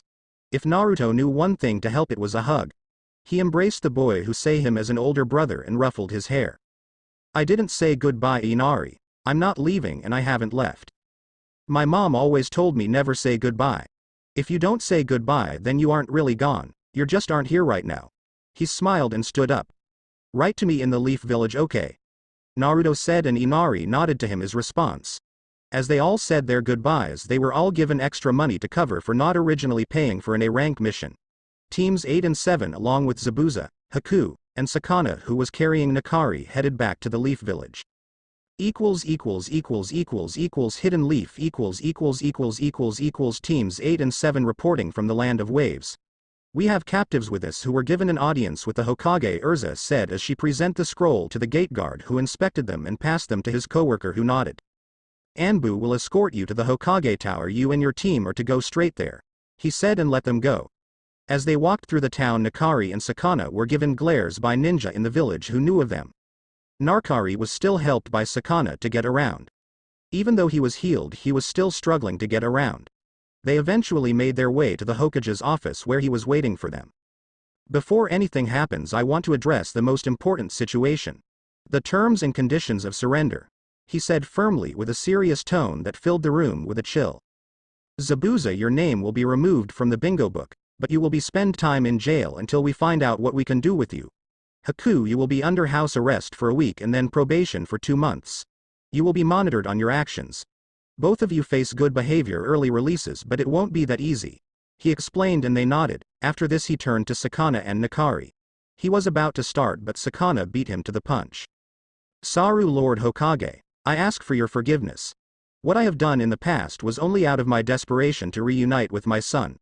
I only saw one way, and once I heard of it I had to try to scroll of sealing. When I met Urza I knew there was a way to get back, but after the fight where I was captured I almost lost my husband. We are in your debt for saving his life. I accept any verdict, but I just have questions that need answers. Please just grant me that. Hiruzen looked at her and nodded. We will get there, but first I want to be given a full mission report. All genin are dismissed, and so are you, Kakashi. As they left he looked at Kurenai, who gave the report. We were attacked by the demon brothers earlier into the mission. We subdued them and sent them back to the leaf. As we continued into the wave we were ambushed by Zabuza. Yet we were still able to hold him off until he was stopped by a hunter nin who was later identified as Haku. When Naruto met Haku, that's when the treaty for Zabuza was founded. From there Kurenai passed it to Urza. We eventually came across Nakari and Sakana along with 2 more Rouge nin who were defeated in combat. After Nakari was taken down, Sakana surrendered in return for her husband to be healed. During the fight Naruto had unlocked new powers and abilities. This new ability is called Full Counter. It sends back any magic spell back to the caster with increased damage. We don't know yet, but I believe it may also counter jutsu. Also during the fight Sasuke Uchiha had injured his fellow shinobi by using them for a substitution.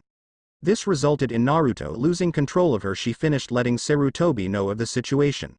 Sakana, upon hearing Naruto's name, showed concern. Alright then, you will be all given pay for an A-rank mission.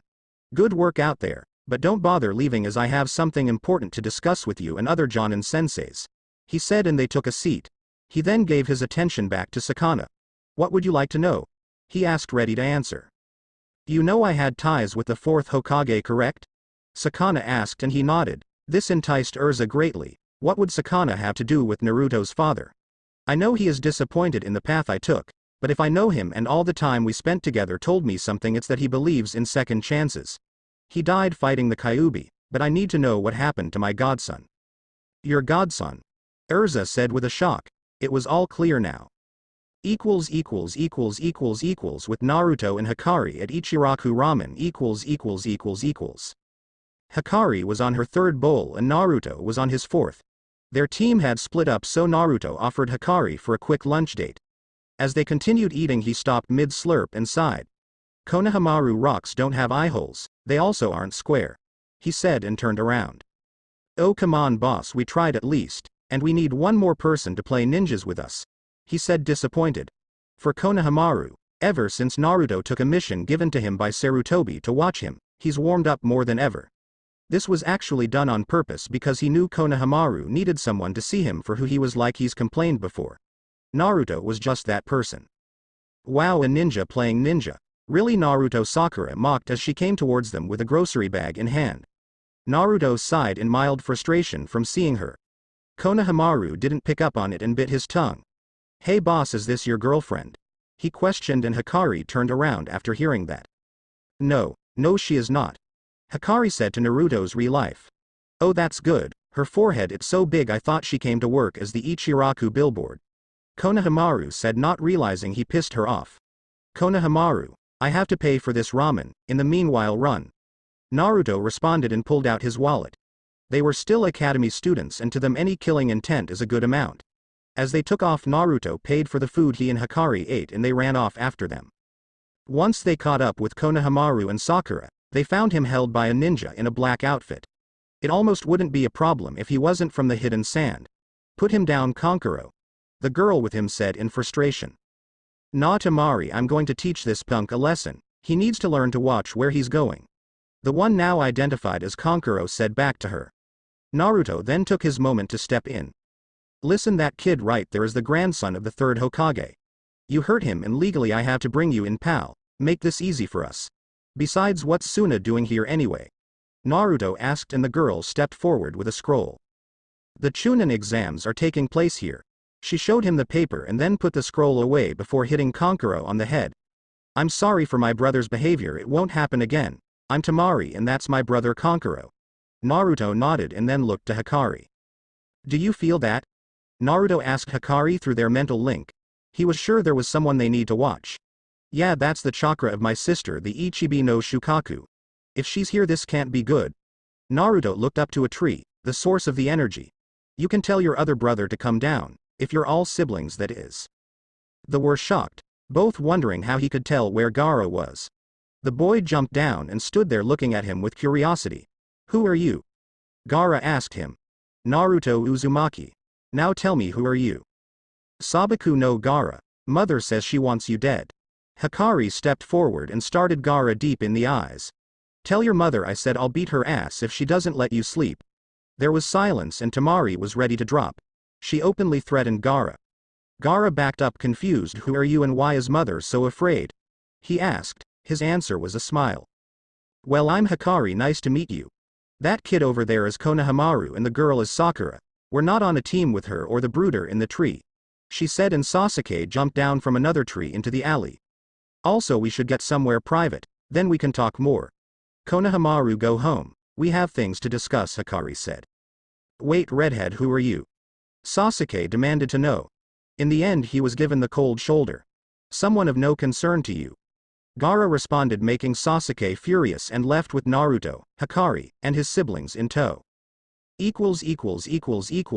Suna hotel room So who are you and why does mother tell me not to listen? Gaara asked as they all sat down. Hikari looked at Naruto, he nodded and put up a privacy seal on the room and signaled it was done.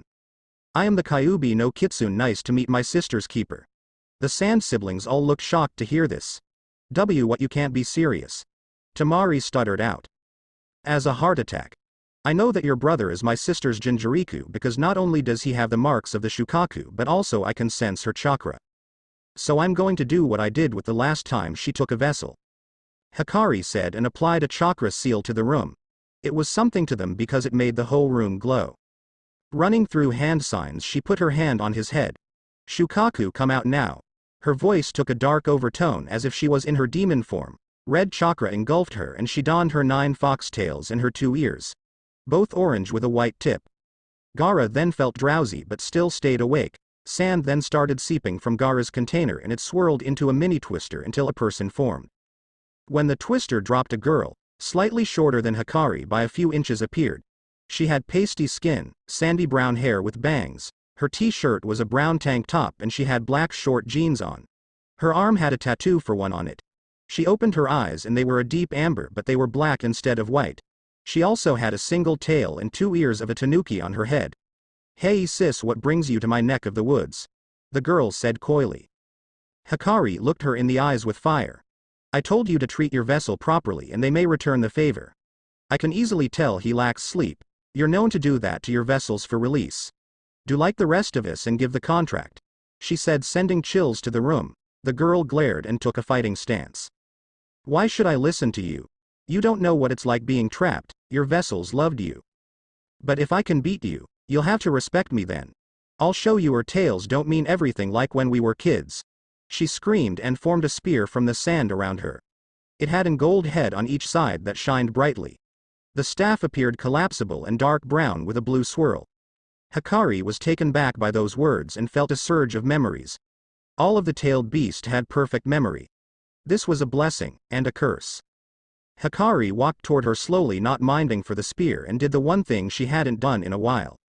She hugged the smaller girl tightly, her ears and tails disappeared, and Shukaku's eyes widened. I'm sorry, Shoko. I never knew you still hated me from back then. But since that time I've learned that maybe our tails aren't just everything. I'll see you and Gaara in the Chunin exams, but just let the boy sleep without trying to kill everything around him. Maybe he'll sign the contract. She said and whispered in her ear before departing from the embrace.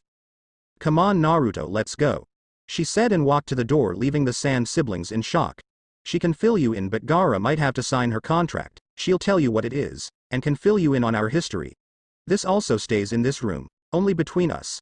Also, not only will anyone think you're crazy, but it's an S-class secret punishable by death. With that, Naruto and Hikari left them to their affairs, and Shoko disappeared to her seal. Namikaze Estate. Naruto and Hikari walked in after a long day and made sure they weren't tailed by anyone. When they entered in, they saw Urza and Jelil talking about the missions that they had. Naruto, your mom tells me that you unlocked a new power. I can't wait to test that in a spar. Jelil said to him, getting up and ruffling his hair. Yeah, still all this time, and even though I learned it, I can't do the 5-layered magic circle without messing up. Naruto said, exhausted, and plopped on the couch. Hikari chuckled in his worn-out tone. We ran into Team 7 and then some Sand Nin. Apparently the Chunin exams are coming up. She asked, and they both looked at her. Well, we were going to tell you about that later, but yeah, they are. Jelil said and relaxed on the couch. By the way, you said Team 7, isn't that the one with the Uchiha boy on it? He questioned, and Hikari nodded back in response. There's a girl on my team who seems to be infatuated with him. Hopefully I broke it from her by the time the exams start. He said and looked back to a few scrolls, writing down reports from his last mission. Naruto, Hikari, why don't you two go to bed?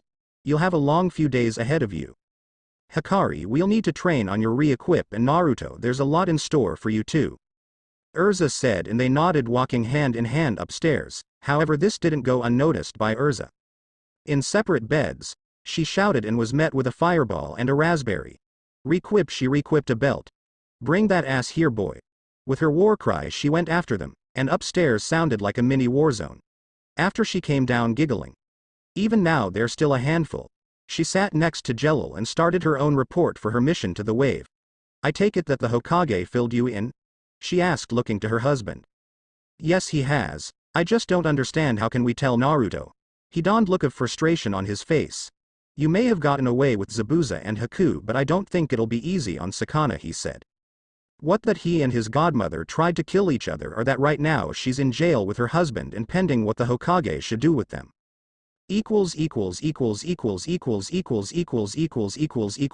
Mindscape. Naruto looked at Hikari while they sat down. He had many questions and needed answers. You told them about us. Why would you do that? He shouted, and she sighed. Because I know that if you knew the truth you would probably do the same. We could both tell he was the Ichibi's Jinchuriku, so I bet he could tell the same for us. But as for Shoko, there's a lot more that I'll need to explain to you, Naruto. Hikari materialized a chair in front of her. It's a long story. Hikari sighed and looked at Naruto as she divulged him into some of her past and let him hear her story. The result for her was shocking to him. She was created by the Sage of Six Paths. His mom was her previous vessel Shishwait. She was created by the Sage of the Six Paths. Hikari, you were created by the Sage of the Six Paths? He asked her. Yeah, what about it? She didn't understand where he was going with it until his face changed to show how hard he was thinking. Doesn't that make you like, super old? Naruto would soon regret that question. Hell hath no fury like a woman scorned. You idiot. Even in the Mindscape, a chakra-powered punch was a chakra-powered punch. That's not what I wanted you to pull from that, Naruto. She shouted as she punched him into the wall. He got up groaning and disoriented. Looking around, he noticed that it was about 3 a.m. in the morning and shook Hikari awake. You punched me so hard that I woke up, he told her, and she had no response but to blink twice. Well shit. Next morning, training ground 8 ===. Team 8 was waiting by a pond at their training ground, waiting for the day to start and enjoying breakfast thanks to the wonderful thing called pre-preparation and Hinata's surprisingly amazing culinary skills. As they waited for their Jonin senseis to arrive, they had started to wonder about what they would do today. Maybe more D ranks. After that last mission, I don't think we'll get to go outside of the village anytime soon. Hikari said as she leaned against Naruto while they relaxed. This caused the blonde to almost lose it. No. If I have to catch Tora the cat one more time, then we're getting the fire daimyo's wife a new pet. He shouted with fire burning in his eyes and started to grumble about cats and foxes. This left his team to a sweat drop as they looked on disapprovingly.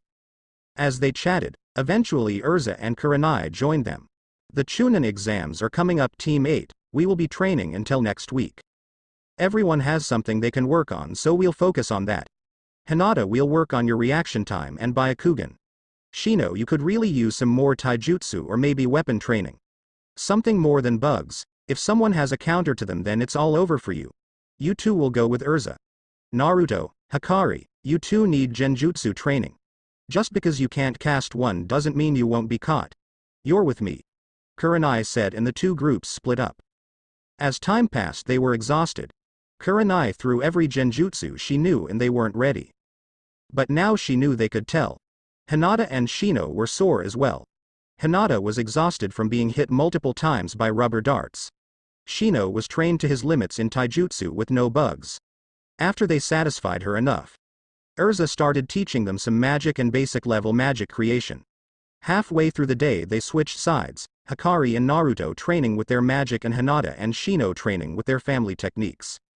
Once they were dismissed for the day, Naruto and Hikari were off to see Gaara to tie up loose ends, bringing with them a ramen to go for 6. Once they reached the hotel, they knew it was about to go down. Inside with the siblings they watched. There was nothing they could do but just censored and watch. Tamari and Konkuro just sat there watching as Gaara slept and didn't kill everything around him. And while he slept, that girl that formed from the sand earlier reappeared and cuddled up with him. He didn't even seem fazed. All he did was stir awake and see her try to get closer. His response was cuddling her like they were a couple. They then fell back asleep. Tamari and Konkuro did nothing but watch the whole day. But nothing happened. As they slept on and on, Tamari heard a knock on the door and answered. We came to talk, Hikari said, holding up the bag of food. With that, Tamari let them in to enjoy the show. This is hour 14. She commented on the status of her sleeping little brother and Biju in his bed. Hikari chuckled and Naruto was already digging into a bowl of ramen. So what did you guys come back for? Tamari asked as she helped herself to the free ramen. Hikari sat next to her and watched the sleeping pair. We wanted to see the aftermath of what had happened. I wanted Shoko to make the contract, but it seems that she might be doing that anyway, she said, and Tamari looked on at her questioningly. What does this mean? She asked, wanting to know what they would do to her baby brother. While it seemed that Gaara had hated everyone and even disliked his siblings, it was actually not that true. Well, for Tamari at least, when Gaara was younger, before the Shukaku took more control, she would sing him lullabies. She was really the only person that loved him. It means he could sleep like he is with no problem. She would have more freedom like me, but we also want to see his seal, she said, and Shoko started to wake up. Shut up, I'm sleeping, she groaned, dragging out her annoyance in her sibling. Gaara, make a sand barrier. As she asked, he did and made a small dome over the bed that they were sharing. This in turn just left them dumbfounded. Naruto looked at Hikari questioningly, but she just shook her head and got up. Shoko, wake up, Hikari said, but nothing happened. Shoko, you need to get up. Still she was met with silence and Hikari sighed. I have cinnamon buns, she said, and the girl burst through no problem. Where? It didn't take long before the girl realized that she was tricked. All she heard go through her mind was a few words on repeat. Congratulations, you played yourself. What do you want, Hikari? She asked and glared at the girl in front of her. She was ready to fight and bring this whole thing to the ground if that's what it meant. She didn't want to be trapped. She started to feel closer to Gaara just by sleeping next to him. There was something here for her. A reason to maybe just start taking her advice. Are you going to make a contract with Gaara? Hikari asked, wondering what this day would be like continuing on. To her surprise, Shoko nodded and looked down. You're right, okay. There, I said it. I'll make a contract with him. I can tell you're happy since you've made a contract with your host. I'll make one with mine. I won't try to break his seal either, she said, and looked away in embarrassment. Hikari's eyes started to glow and she spoke in a voice that sounded jumbled to them. They hugged it out and she turned and started walking to Naruto. What did you say? He inquired about her new language. Oh, nothing. Just girl talk, Naruto, don't worry about it. She smiled and walked off to the door. We'll see you at the exams. With that they took their leave and headed off to stock up for what was about to await them. Equals equals equals equals equals equals equals equals equals equals equals equals 2 weeks later equals equals equals equals equals equals equals equals equals equals equals equals Team 8 had been busting their asses in training as much as they could and were still working on the finishing touches. They had all improved in some way. Hinata and Shino both expanded on what their families had taught them and continued learning low-level magic skills.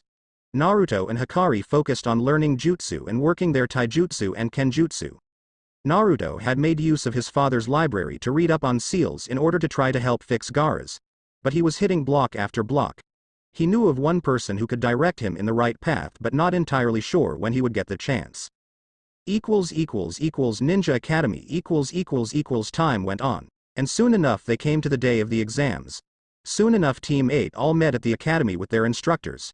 You should all know that we're proud of you and the progress you've made, Kurenai said, addressing her team. Not only have you come so far but you have also proven that you are more than ready for the Chunin exams. We can't enter in ourselves with you but just know we'll be cheering it on. They nodded and Urza looked at them. You guys went through a lot ever since becoming an official Team 8 so now we want you to do one more thing. Go beyond being just Team 8. A small magic circle appeared above her hand and popped out a box. When she opened it the contents inside were a stamp and ink pad. Naruto and Hikari's eyes widened. Ka-san, you don't mean Naruto started but Urza looked at him with sincerity. I never let you do this back in the guild because I was too scared. I didn't want my Sochi to go on without me. You were so small back then. But now Naruto I think it's time. I can't hold on to you forever no matter how much I want to. A tear left her eye and she felt pain but love for her adopted son, who to her was blood as if she gave birth to him herself. She knelt down and hugged him closely. For the rest of the team as they watched it was a lovely sight. When they broke the hug Jelil appeared and put his hand on Naruto's head. There were words that were not spoken but understood. We've watched you progress Naruto and we knew this day would come, and Hikari please join us because you are not an exception to this. We both held you too closely in our hearts. And now that you are here for the Chunin exams it's time that we acknowledge your strength, he said as they stood before him. I Jelil Fernandez, Urza Scarlet in the name of my status as an S-class mage decree Naruto Uzumaki, Hikari Uzumaki, Shino Abroom, and Hinata Hyuga members of the guild Fairy Tail. They said in unison and the stamp glowed before appearing on them. For Hinata her marks appeared on her hands, Shino's appeared on his coat and his arm, Hikari had hers on her neck, and Naruto's had appeared on his chest and clothes. Team 8 had now officially become Team Fairy Tail, and nothing was going to stop them now. Not even the Chunin exams. Thanks.